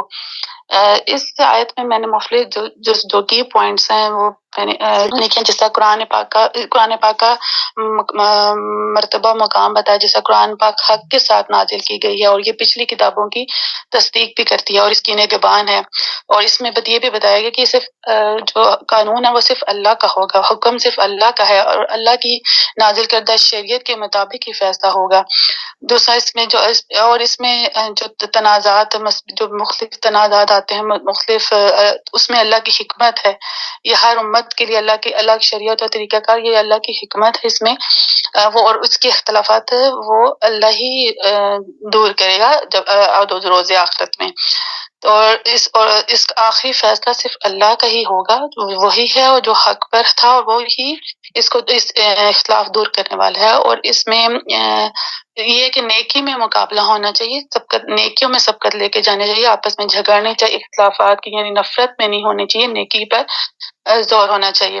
تو اس میں یہی ہمیں سبق ملا ہے کہ صرف قرآن پاک صرف مسلمانوں کے لیے نہیں بلکہ تمام کتابوں کی تکمیل ہے، اور یہ تمام انسانوں کے لیے ہے، صرف مسلمانوں کے لیے نہیں ہے۔ اور اس لیے میں نے اس آیت کو چنا بھی صرف اس لیے کہ یہ ہمیں ایسا پیغام دیتی کہ جو آج کے معاشرتی مسائل کے حل کے لیے ضروری ہے، جیسا جو ہم مذہبی طور پہ ہم آپس میں لڑنے لگ جاتے ہیں کہ کسی بھی بات پر کسی بھی چیز کو لے کے، تو ہمیں اس چیز کو بس سوچ کو لے کے چلنا چاہیے، جھگڑے اور اس بحث سے بچنا چاہیے۔ جزاک اللہ خیر۔ اعوذ باللہ من الشیطان الرجیم، بسم اللہ الرحمن الرحیم۔ میں نے سورۃ مائدہ آیت نمبر 100 کا انتخاب کیا ہے اور جس کا ترجمہ ہے، آپ فرما دیجئے کہ پاک اور ناپاک برابر نہیں، گویا آپ کو ناپاک کی کثرت بھلی لگتی ہو۔ اللہ تعالیٰ سے ڈرتے رہو اے عقل مندو تاکہ تم کامیاب ہو جاؤ۔ اس آیت میں ہماری نیتوں کی درستگی کے لیے ہمیں تعلیم دی جا رہی ہے۔ اللہ کا تقوی اختیار کرنے سے ہی کامیابی ملتی ہے۔ اللہ کی کثرت کا معیار پاک اور طیب رزق ہے جو حلال طریقے سے کمایا گیا ہو، بھلے رزق تھوڑا ہی کیوں نہ ہو، اللہ کے نزدیک وہی بہتر ہے۔ حرام کے مال کی جتنی بھی کثرت ہے وہ برابر نہیں ہو سکتی اس حلال کے مال کے جو اللہ تعالیٰ کے احکامات کی پیروی کرتے ہوئے کمایا گیا۔ کثرت اگر ناپاک کی ہے، نجس کی ہے، کفر کی ہے، وہ حلال طریقے سے کمائی گئی نہیں ہے، تو وہ کثرت اس معیار پر پوری نہیں اترتی جو اللہ نے دیا۔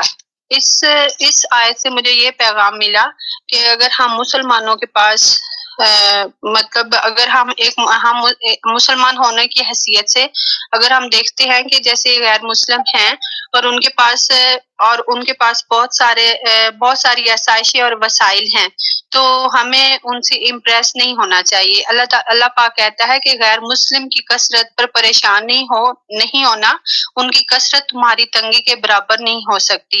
اللہ پاک نیتوں پر فیصلے کرتا ہے، جتنی نیت خالص اور پاکیزہ ہوگی اتنا ہی اجر زیادہ ملے گا۔ یہ سب تقوی اختیار کرنے سے ہے۔ جزاک اللہ خیر۔ جزاک اللہ خیر۔ جی، اب ہماری جتنی اسٹوڈنٹس جنہوں نے ہمیں نام دیے تھے وہ اوور ہو چکی ہیں، اور ہم نے آپ لوگوں کو موقع دیا کہ کوئی بہن بات کرنا چاہے ٹاپک کے حوالے سے تو وہ بات کر سکتی ہیں۔ تو میرے پاس 2 نام آئے ہیں، ایک تو ہیں یہ شازیہ فاروق اور دوسری ہیں گل رانا، ادھر کمنٹ سیکشن میں، اور میسیج میں مجھے آیا ہے نام ہاشمی کا۔ اعوذ باللہ من الشیطان الرجیم، بسم اللہ الرحمن الرحیم۔ آج کی پریزنٹیشن کا عنوان میرا کامیابی اور فلاح کا راستہ ہے، جو آیت نمبر 90 سے میں نے لیا۔ اس آیت کو میں نے اپنی پریزنٹیشن کے لیے اس لیے چنا کہ آج کے دور میں لوگوں میں دین سے دوری بہت بڑھ گئی ہے، کیونکہ اس کا سب سے پہلے میں ترجمہ پڑھتی ہوں۔ اے ایمان والو، شراب اور جوا اور بت اور پان سے، یہ سب ناپاک کام اعمال شیطان سے ہے، سو ان سے بچتے رہنا تاکہ تم کامیاب ہو جاؤ۔ شیطان تو یہ چاہتا ہے کہ شراب اور جوے کے سبب تمہارے آپس میں دشمنی اور رنجشیں ڈلوا دے اور تمہیں اللہ کی یاد سے اور نماز سے روک دے، تو کیا تم ان کاموں سے باز آؤ گے؟ اس آیت کی روشنی میں میں نے جو یہ پریزنٹیشن کا انتخاب کیا وہ یہ ہے کہ آج کے دور میں لوگوں میں دین سے دوری بہت بڑھ گئی ہے. باقی طرح بت پرستی بھی شیطانی عمل ہے، خالصتاً شیطانی عمل ہے، اور لیکن ہمارے اسلامی معاشرے میں گھروں میں بت رکھنا ایز اے فیشن لیا جاتا ہے. ہمارے ڈرامے ہمارے معاشرے کی عکاسی کرتے ہیں اور اپنے ڈرائنگ روم، لاؤنج وغیرہ میں ایسا فیشن بتوں کو رکھا جاتا ہے، مگر عبادت کے لیے بے شک نہیں، لیکن فیشن کے طور پر تو ضرور رکھا جاتا ہے. اسی طرح پان سے فال نکالنا، قسمت کا حال معلوم کرنا سب شیطانی عمل ہے. جب انسان اس میں پڑ جاتا ہے تو یقیناً وہ اللہ سے غافل ہو جاتا ہے. تو اللہ سے جب وہ انسان غافل ہو جاتا ہے تو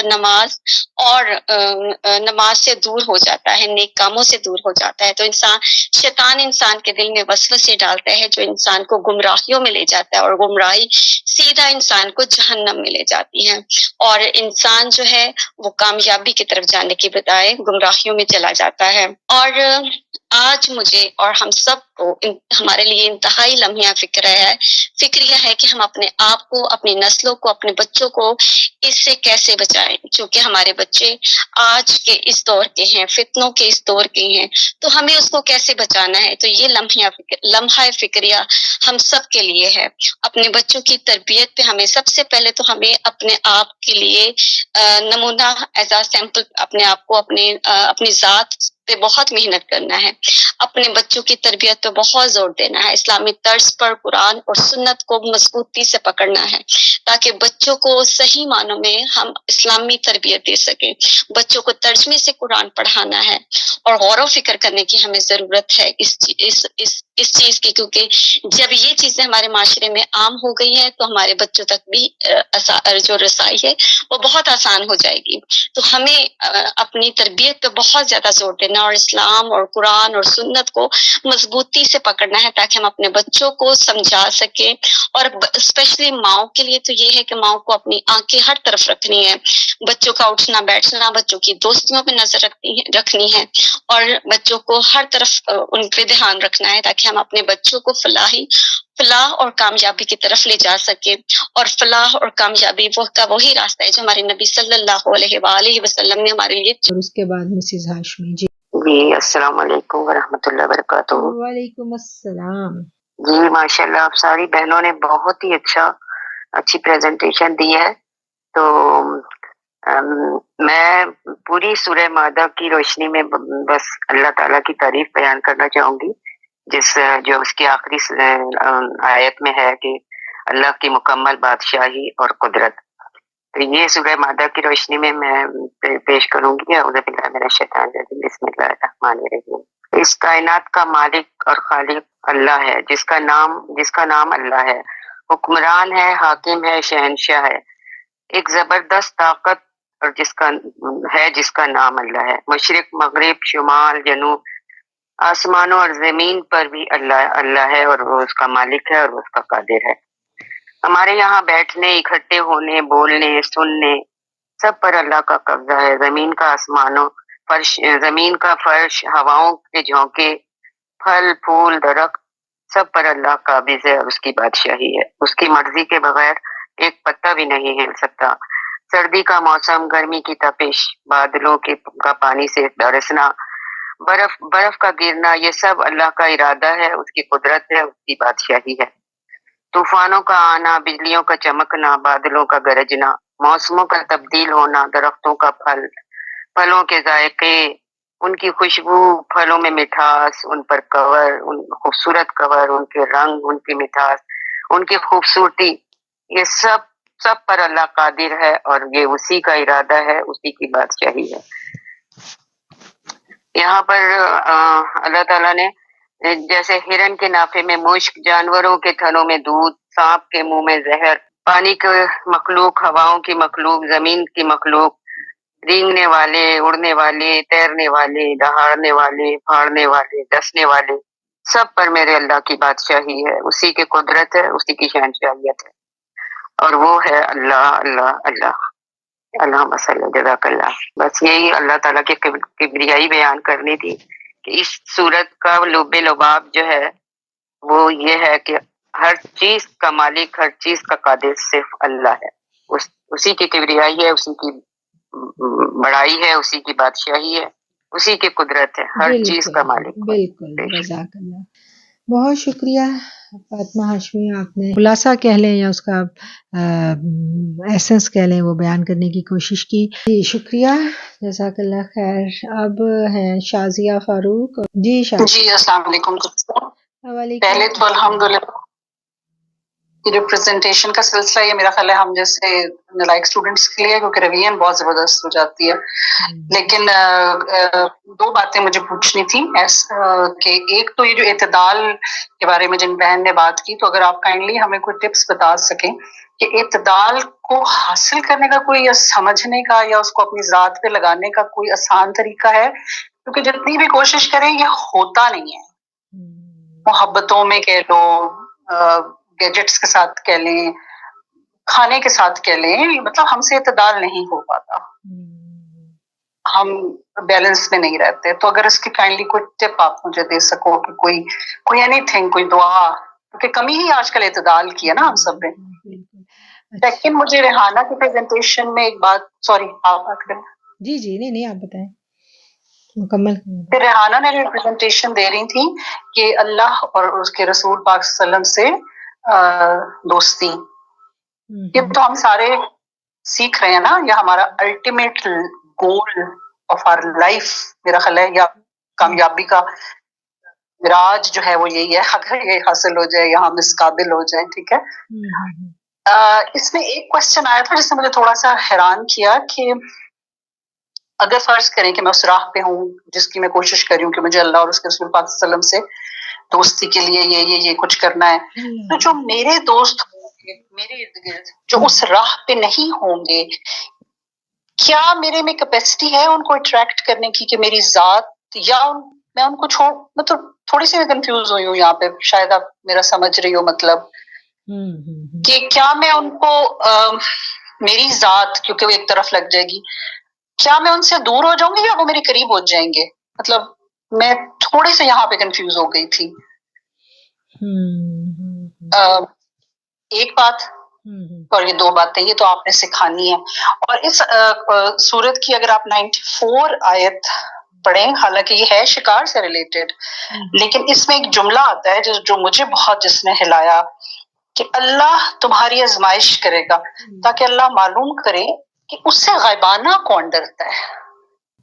یہ سوری ٹو سے یہ میری سمجھ میں آزمائش بھی کرے گا پھر غائبانہ، تو یہ دو ورڈ مجھے نہیں سمجھ آئے۔ آج میرے آپ سے 3 سوال ہو گئے رادر دین پریزنٹیشن دینے کہ اللہ تمہاری آزمائش کرے گا تاکہ اللہ معلوم کرے، تو اس میں مجھے جیسے آپ کے ہر پوائنٹس، آپ کے ہر چیزیں، آپ کی پاسٹ کے پرابلمز یا پریزنٹ کے پرابلمز،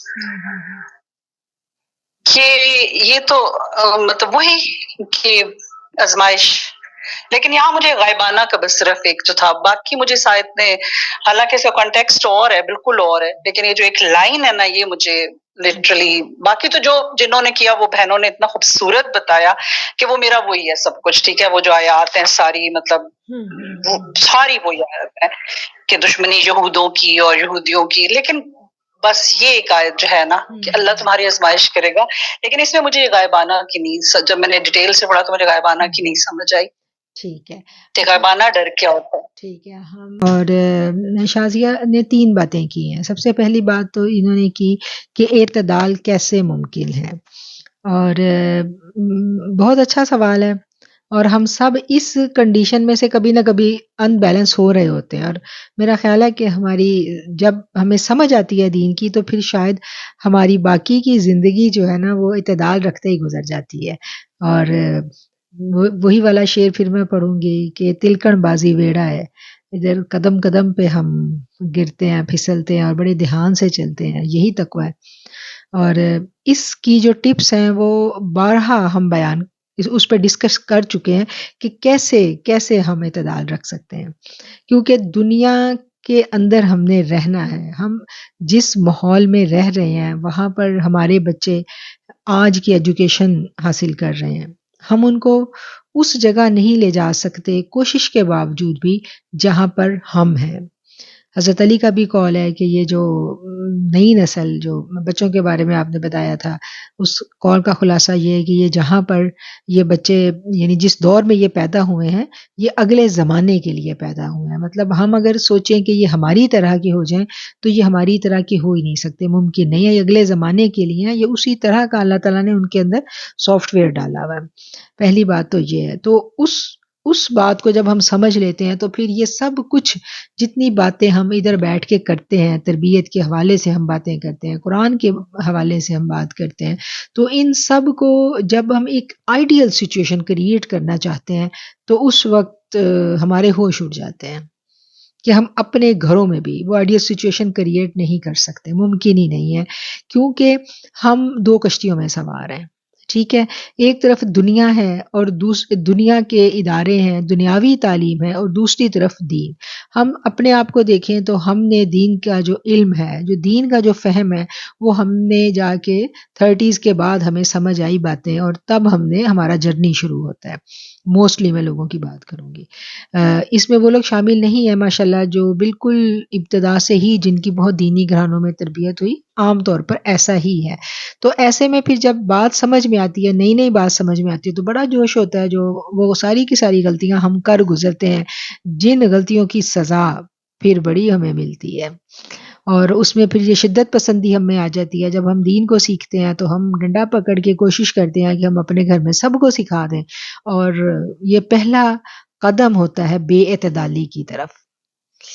توازن نہیں ہم رکھ پاتے ہیں، اور بس پھر ہم سے غلطیاں شروع ہو جاتی ہیں. ہم اپنے بچوں پہ سختیاں شروع کر دیتے ہیں، ان پہ حلال حرام کی باتیں شروع کر دیتے ہیں. بہت بڑی بات ہوتی ہے حلال حرام کی بات پھر وہی آ جاتی ہے کہ بہت بڑے فتوے ہیں. یہ حلال حرام کا فتویٰ ہم اس لیول سے شروع کر دیں تو پھر کیا ہوگا کہ ہمارے جو ہمیں جو کہا گیا ہے کہ دین کو حکمت کے ساتھ پھیلانا ہے، کہیں پر ہم ڈھونڈیں گے تو ہمیں فتوے بھی مل جائیں گے، بڑے سخت فتوے بھی مل جائیں گے، لیکن حکمت کے ساتھ ہم نے کیسے پھیلانا ہے یہ ہمیں کوئی نہیں سکھاتا.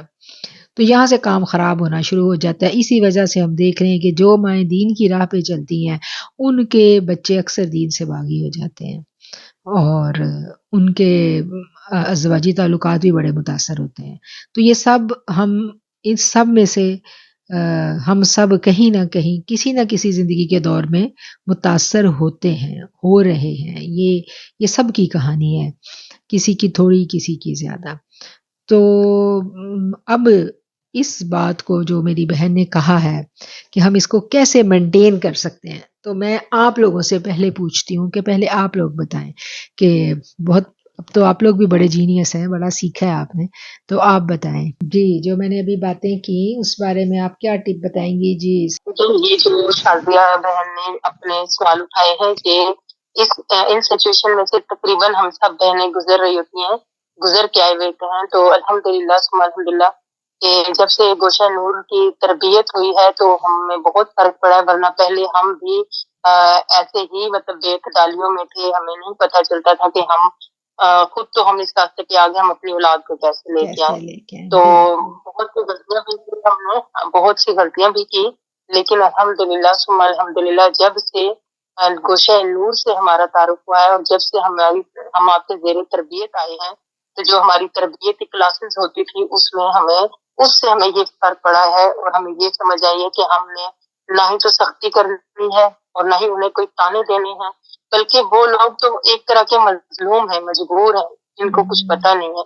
اور اگر ہمیں سمجھ آ گئی تو اس کا یہ مطلب نہیں کہ ہم انہیں کسی طرح بھی ہرٹ کریں، تو بلکہ جتنی زیادہ نرمی کے ساتھ، حکمت کے ساتھ، اپنے کردار اور اپنے اخلاق کے ساتھ جیسے ہم ان کو لا سکتے ہیں، ہم اپنے اندر جب تک تبدیلی نہیں لائیں گے تو وہ ہمیں دیکھ کے کاپی کریں گے، ہمارے کہنے سے نہیں، ہماری سختی سے نہیں، ہمارے تانے دینے سے نہیں، یا ایسے ریئیکٹ کرنے سے نہیں، جب تک ہم اپنے اندر چینجنگ نہیں لاتے. بالکل، اس میں بالکل سب سے بالکل اللہ کی فرمان پر مان جائیں گے تو پھر اللہ تعالیٰ ہماری اولاد کو، جب ہم اپنے رب کے نافرمان ہوں گے تو پھر ہم کیا توقع کریں کہ ہماری اولاد بھی ہماری فرما بردار ہو جائے. سب سے پہلے ہم نے اپنی غلطیوں کو دیکھنا ہے، ہم کہاں غلط ہیں.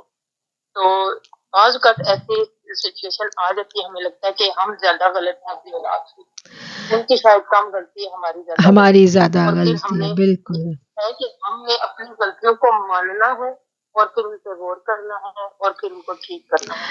الحمدللہ گوشہ نور کی تربیت کے بعد انشاءاللہ تعالیٰ جب ہم دعائیں کرتے ہیں تو وہ ضرور ایک دن قبول ہوں گے انشاءاللہ تعالیٰ۔ بالکل سب سے بنیادی چیز جو ہم نے سیکھنی ہے یا جو ہم نے سیکھی ہے وہ یہ ہے کہ اعتدال حاصل کرنے کے لیے صبر، کسی خوشی ہے یا غم ہے وہ بات یاد رکھنی ہے۔ حضرت شیخ عبد القادر جیلانی تھے، وہ اپنے محفل میں تشریف فرماتے تو ایک شخص نے آگے کہا کہ آپ کا مال سے بھرا ہوا جو تجارتی شپ تھا وہ ڈوب گیا ہے، تو آپ نے تھوڑی دیر اپنے قلب پہ توجہ کی تو آپ نے کہا الحمدللہ اور آپ مسکرائے، پھر خبر آئی کہ وہ ڈوبا نہیں، غلط خبر تھی، تو پھر آپ نے اپنے قلب پہ توجہ کی اور آپ مسکرائے اور آپ نے کہا الحمدللہ، تو آپ کے صاحب نے پوچھا کہ ڈوبنے پر بھی الحمدللہ اور بچنے پر بھی، تو آپ نے کہا کہ میں نے جب ڈوبنے کی خبر سنی تو میں نے اس وقت اپنے قلب پہ غور کیا تو میں نے دیکھا کہ میرا قلب جو ہے وہ یاد الہی میں گم ہے اور وہ اس خبر سے، نقصان کی خبر سے اس کو وہ بے نیاز ہے، فکر مند نہیں ہوا، اسے اللہ پہ بھروسہ ہے۔ تو اس بات پر کہ میرے قلب کی کیفیت ٹھیک تھی میں نے الحمدللہ کہا، اور دوسرا جو میں نے الحمدللہ کہا وہ اس بات پر کہ شکر ہے کہ بچت ہو گئی۔ تو بات وہی ہے کہ اعتدال، یعنی اب ہم جس ایج گروپ میں ہیں یہاں پر پہنچ کے اور اتنا عرصہ سے ہم لوگ اپنی سیلف پہ، اپنے نفس پہ کام کر رہے ہیں، ہمیں یہ سمجھ آ گئی ہے کہ ہم سے غلطیاں کہاں ہوئی ہیں، غلطیاں ہم سے بہت ہوئی ہیں، اور ابھی بھی سٹل ہم لوگ کوئی سیف زون میں نہیں ہیں، ابھی بھی ہم مشکل میں ہی ہیں، اور ان سب باتوں میں سیکھنے کی پھر وہی بات ہے کہ صبر اور توکل، یہ دو باتیں اللہ بار بار کہتا ہے کہ میرے پہ بھروسہ کرو، بھروسہ کرو، اور وہی جو بھی انہوں نے بات کی کہ جب ہم دعا کریں گے تو ہم دعا ہم سمجھتے ہیں کہ دعا ہمارا آرڈر ہے، ہم نے اللہ کو آرڈر دے دیا اب تو ہوگا ہی ہوگا، تو دعا اور پھر اس کے بعد توکل، یہ دو باتیں جب ہم میں پیدا ہو جائیں گی، صبر اور بھروسہ، اب عبادت میں لذت آنے لگی ہے، عبادت میں مزہ آنے لگا ہے، تو پھر شیطان نہیں روکتا، شیطان کیا کرتا ہے عبادت کا تکبر ڈال دیتا ہے، یہ ہم نے بہت دفعہ بات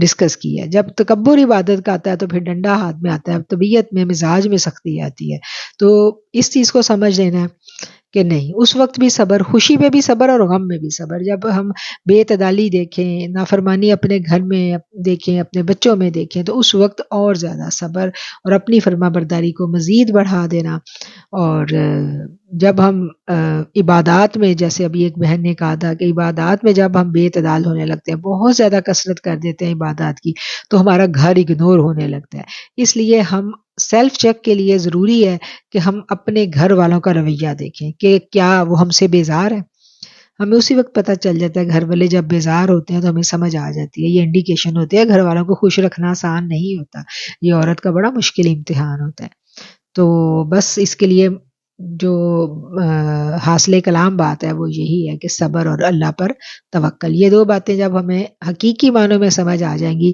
تو پھر اعتدال رکھنا آسان ہو جائے گا۔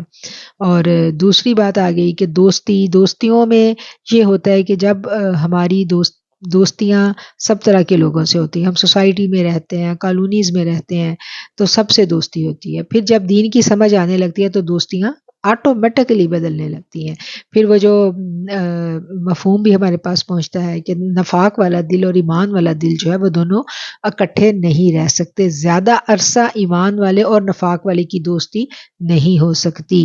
اب جو ہم نے سورہ مائدہ کو اتنا ڈیپلی پڑھا تو ہمیں یہ بھی پتہ چل گیا کہ ایمان والوں کے دوست صرف ایمان والے ہوتے ہیں، جس دل میں ایمان نہیں ہے وہ کسی کا بھی دوست نہیں ہے، سچی اور حقیقی دوستی ایمان والے کی دوستی ہے، کیونکہ آپ دیکھیں کہ سب سے زیادہ جو ریلیشنز کو چیز نقصان پہنچاتی ہے وہ بغض ہے، وہ حسد ہے، یہ دو چیزیں ہیں بہت ریلیشن کو برباد کرتی ہیں، کوئی بھی ریلیشن ہو، تو دوست جو ہوتا ہے وہ ہستی ہوتا ہے کہ جس کے ساتھ آپ اپنی خوشی بھی شیئر کرتے ہو، غم بھی شیئر کرتے ہو، اور غم پہ تو جو نفاق والا دل ہے وہ غم پہ تو خوشی منائے گا کہ چلو اچھا یہ پھنسا ہے اب اس کو مزہ آئے گا، اور جو ایمان والا دل ہے وہ کیا کرے گا؟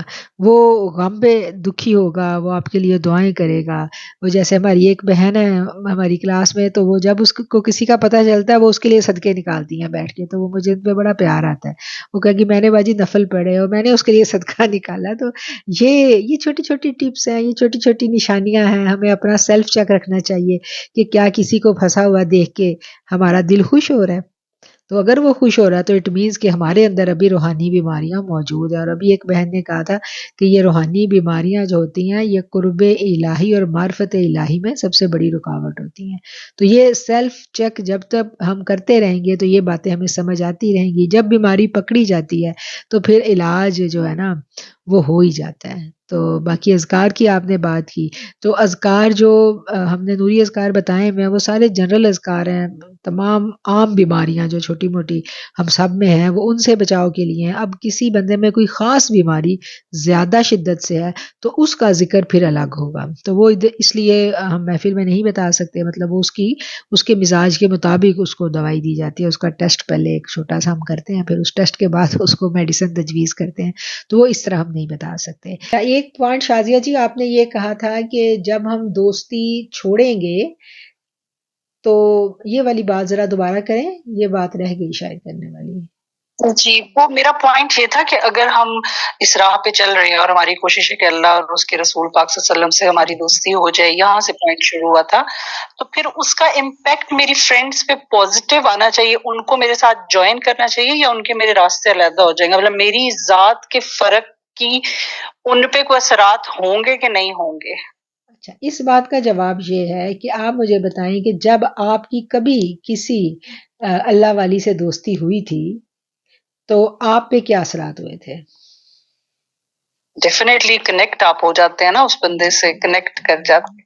تو جب آپ میں تبدیلی آتی ہے، آپ میں ٹرانسفارمیشن شروع ہوتی ہے، تو جو آپ کے ارد گرد کے لوگ ہوتے ہیں اگر ان میں خیر کا پہلو نمایاں ہے، ان کے اندر نور موجود ہے، تھوڑا سی طلب موجود ہے، تو وہ ایک دم آپ کے اور قریب آ جائیں گے. یہ ایمان کی ایک بڑی خوبصورت کیا کہنا چاہیے نشانی ہوتی ہے، جس کے اندر نور معرفت موجود ہوتا ہے نا، جس میں طلب ہوتی ہے. وہ طلب والا بندہ جو ہوتا ہے نا وہ کنیکٹ ہو جاتا ہے، بالکل جیسے ہمارا جو وائی فائی ہے نا، اس کے سگنل ہم پکڑ لیتا ہے نا، ہمارا وائی فائی اپنی برانڈ کا وائی فائی پکڑ لیتا ہے نا، جو سگنل آ رہے ہیں یو فون کے سگنل آ رہے ہیں، فلاں کے سگنل آ رہے ہیں تو پکڑ لیتے ہیں. اسی طرح روحیں بھی ایسی ہوتی ہیں. روح جو ہوتی ہے نا، دوست روح کو پہچان لیتی ہے. تو آپ کے ارد گرد جتنے دوست ہیں ان کو آپ ایک دم نہیں چھوڑیں گے، آپ بالکل بھی ان کے ساتھ آپ ویسے ہی رہیں گے. اب کیا ہوگا کہ آپ کا رنگ دھیرے دھیرے ان میں ٹرانسفر ہوگا. ایسے ہی ہم بھی تھے نا، دیکھیں ہم بھی تو کسی کی صحبت سے بدلے ہیں. اب ایک دم سے اس میں ہم بے اعتدالی اگر کریں اور پرانے سب دوستوں کو 3 طلاقیں دے کے ہم اپنا ایک وہ دیوار کھڑی کر لیں، تو یہ اسلام کا مزاج نہیں ہے. یہ اسلام کا مزاج نہیں ہے. ہمیں اندر رہ کے کوشش کرنی ہے.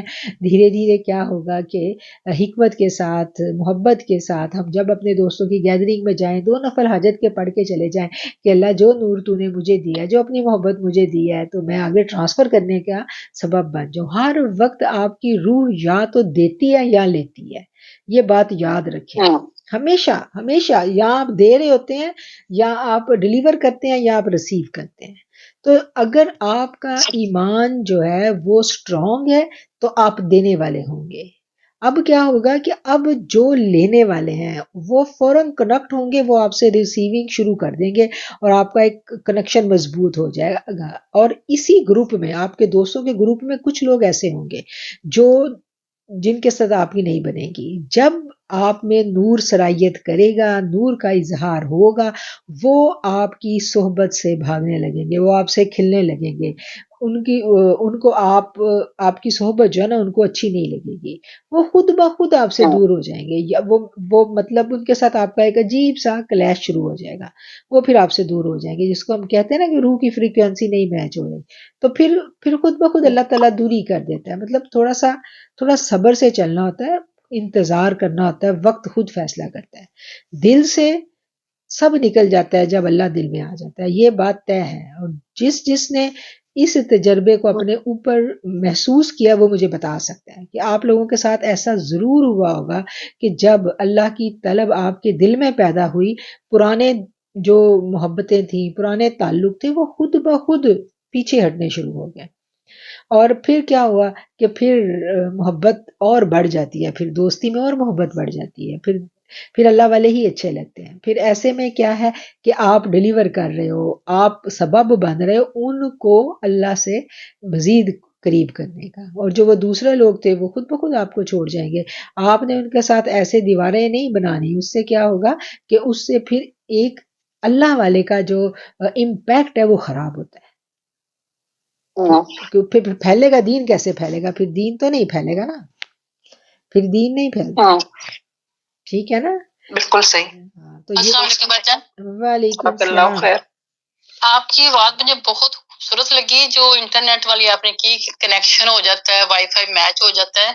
جو صحیح محبت والے دین سیکھتے ہیں نا، ان سے جو محبت والے ہوتے ہیں، واقعی بھائی جان آپ کی بات ٹھیک ہے۔ میری بڑی سگی ہے، میں ان کا اب ذکر کیا کروں کہ انہوں نے میرے سے بہت زیادہ دین سیکھا ہوا ہے، پر پھر بھی میری فریکوینسی ان سے میچ کبھی بھی نہیں ہوئی، کہ مجھے کچھ کلک ہوتا ہے کہ یہ نہیں ٹھیک، یہ نہیں ٹھیک، یہ نہیں ٹھیک، دل میچ نہیں جاتا، وہی روح والی فریکوینسی میچ نہیں ہوتی۔ تو ان میں دیکھتی ہوں کہ پریکٹیکلی بھی چیزیں نہیں ہیں اسلامی۔ جو اسلام سیکھتا ہے، محبت سیکھتا ہے، وہ تو پھیلاتا ہے، تو جو پھیلاتا ہے تو وہ خود ہی فریکوینسی میچ ہو جاتی ہے۔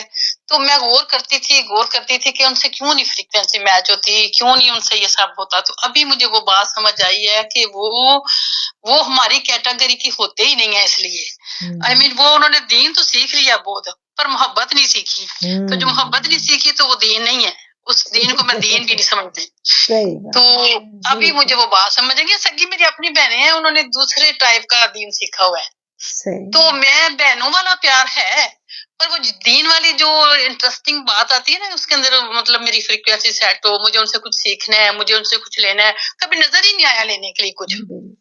وہ جو شعر ہے نا، محبوب کی محفل کو محبوب سجاتے ہیں، تو یہ محبت والے ہی محبت والوں کے ساتھ ان کی وہ بنتی ہے۔ پھر وہ جو تاغوت آپ کہتی ہیں نا، تاغوت کی بھی مجھے اسی کلاسوں میں سمجھ آئی ہے۔ شروع سے میرا دوپٹہ میرا اترے تو مجھے لگتا ہے میں ننگی باہر جا رہی ہوں، اتر جائے تو ننگی ہوں، اور دین میں یہ چیز آپ کو نہیں پتا کہ یہ طرح باہر ایسے نہیں جا سکتی، تو لہوے شادی ہے تو ان کی کریے پھر۔ تو وائی مین میں کئی چیزوں میں ان سے اختلاف ہے میرا بڑا۔ تو اب سمجھ آئیے یہ وہ چیز ہے جو محبت والا دین نہیں ہے، اور جن سے ہماری فریکوینسی میچ ہی نہیں ہو رہی تھی، آج تک نہیں ہوئی، اتنے سالوں میں اب 60 کی ہونے والی ہوں۔ سبحان اللہ بھائی جان، آپ کو اللہ تعالیٰ بہت جزا دے۔ میں کہتی ہوں یا اللہ وہ آپ کی کلاس اٹینڈ کر لیں، یا اللہ ان کو سیدھی سمجھ آ جائے، اللہ کرے ان کو آ جائے، الحمدللہ۔ بہت اللہ آپ کو جزا دے بھائی جان، بہت جزا دے۔ بہت شکریہ، جزاک اللہ۔ بہت زیادہ ٹائم ہو گیا، اب ہم دعا کر لیتے ہیں۔ اللہ تعالیٰ جو بھی ہم نے باتیں کی، آیت نمبر 94، اس میں سے آپ کے سوال کا ایک پارٹ تھا جس آیت میں اللہ کریم فرماتے ہیں کہ اے ایمان والو، ضرور اللہ ان شکاروں کے ذریعے جن تک تمہارے ہاتھ اور نیزے پہنچ سکیں گے تمہارا امتحان کرے گا، تاکہ اللہ ان لوگوں کو پہچان کرا دے جو اس سے بن دیکھے ڈرتے ہیں، پھر اس ممانعت کے بعد جو حد سے بڑھے تو اس کے لیے دردناک عذاب ہے۔ یہ آیت کب نازل ہوئی تھی؟ پہلے تو ہم یہ دیکھیں گے۔ یہ آیت نازل ہوئی تھی جب مسلمان سفر میں تھے، حرم کی جانب جا رہے تھے اور حالت احرام میں تھے۔ حالت احرام میں اللہ تعالیٰ نے شکار کرنا حرام کیا تھا، مسلمانوں کو منع ہے کہ وہ حالت احرام میں شکار کریں، اور ایسے میں کیا تھا کہ جو جانور تھے وہ مسلمانوں کو اس طرح دستیاب ہوتے، آ کے پرندے صحابہ کرام کے گرد بیٹھ جاتے، اور بالکل آسان تھا ان کے لیے شکار کرنا۔ اس حالت میں کہ جب شکار کرنا بہت آسان ہو، بغیر مشقت کے آپ کو شکار دستیاب ہو، اور ایسے میں شکار سے باز رہنا یہ مشکل کام ہے۔ ایک تو یہ ہے کہ گناہ کا موقع نہ ملنا، اور دوسرا یہ ہے کہ گناہ کا موقع ملے اور پھر انسان گناہ نہ کرے۔ یہ اصل خدا سے بن دیکھے ڈرنا ہے۔ تو اس آیت کو ہم سمجھیں، حالات کو دیکھیں تو یہی والی بات اللہ کریم سمجھا رہے ہیں اس آیت میں کہ اللہ تعالیٰ مسلمانوں کو آزما رہا تھا، ان کی جانچ کر رہا تھا، ان کا امتحان ہو رہا تھا کہ ان کو موقع دیا جا رہا تھا۔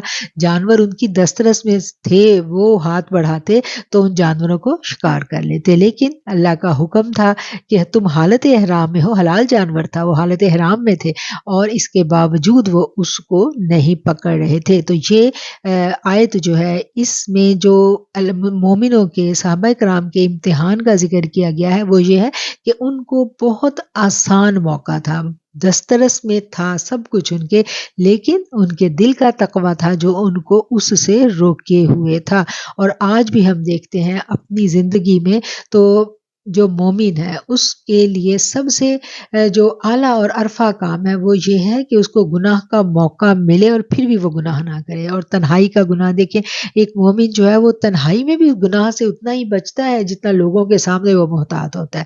تو یہ ایمان والوں کی ایک صفت بیان کی گئی ہے، اور یہ وہ صفت ہے جس کے ذریعے ایک مومن آزمایا جاتا ہے۔ ہم سب اس بات پر جب تھوڑا سا غور و فکر کریں تو ہمیں سمجھ آئے گی کہ ہر انسان کی زندگی میں ایسا موقع کبھی نہ کبھی ضرور آتا ہے جب اس کو یہ احساس ہوتا ہے کہ یہ ایک بہت بڑا فائدہ ہے، بہت بڑا مفاد میں حاصل کر سکتا ہوں، بہت بڑی خواہش میں اپنی پوری کر سکتا ہوں، لیکن وہ اس کو پورا نہیں کرتا۔ کیونکہ اس کو پتا ہے کہ اس کا رب دیکھ رہا ہے۔ تنہائی میں جب کوئی بھی نہیں دیکھ رہا تو پھر اللہ اس وقت بھی دیکھ رہا ہوتا ہے، اور یہی جانچ جو ہے مومنوں کی اس کا اس آیت کریمہ میں ذکر کیا گیا ہے۔ میرا خیال ہے کہ یہ پوائنٹ جو ہے یہ بچہ صاحب کو سمجھ میں آ گیا ہوگا۔ اعوذ باللہ من الشیطان الرجیم، بسم اللہ الرحمن الرحیم۔ رابعہ رضوان، میری پریزنٹیشن سورہ المائدہ کا موضوع ہے علم اور عمل لازم و ملزوم ہے، یعنی قول و فعل میں تضاد سے بچنے کی ضرورت اور اہمیت۔ آیت نمبر 63 میں نے چنی ہے جس کا ترجمہ ہے ان کے درویش اور علماء انہیں گناہ کی بات کہنے اور حرام کھانے سے کیوں نہیں منع کرتے، بے شک یہ بہت ہی برے کام کر رہے ہیں۔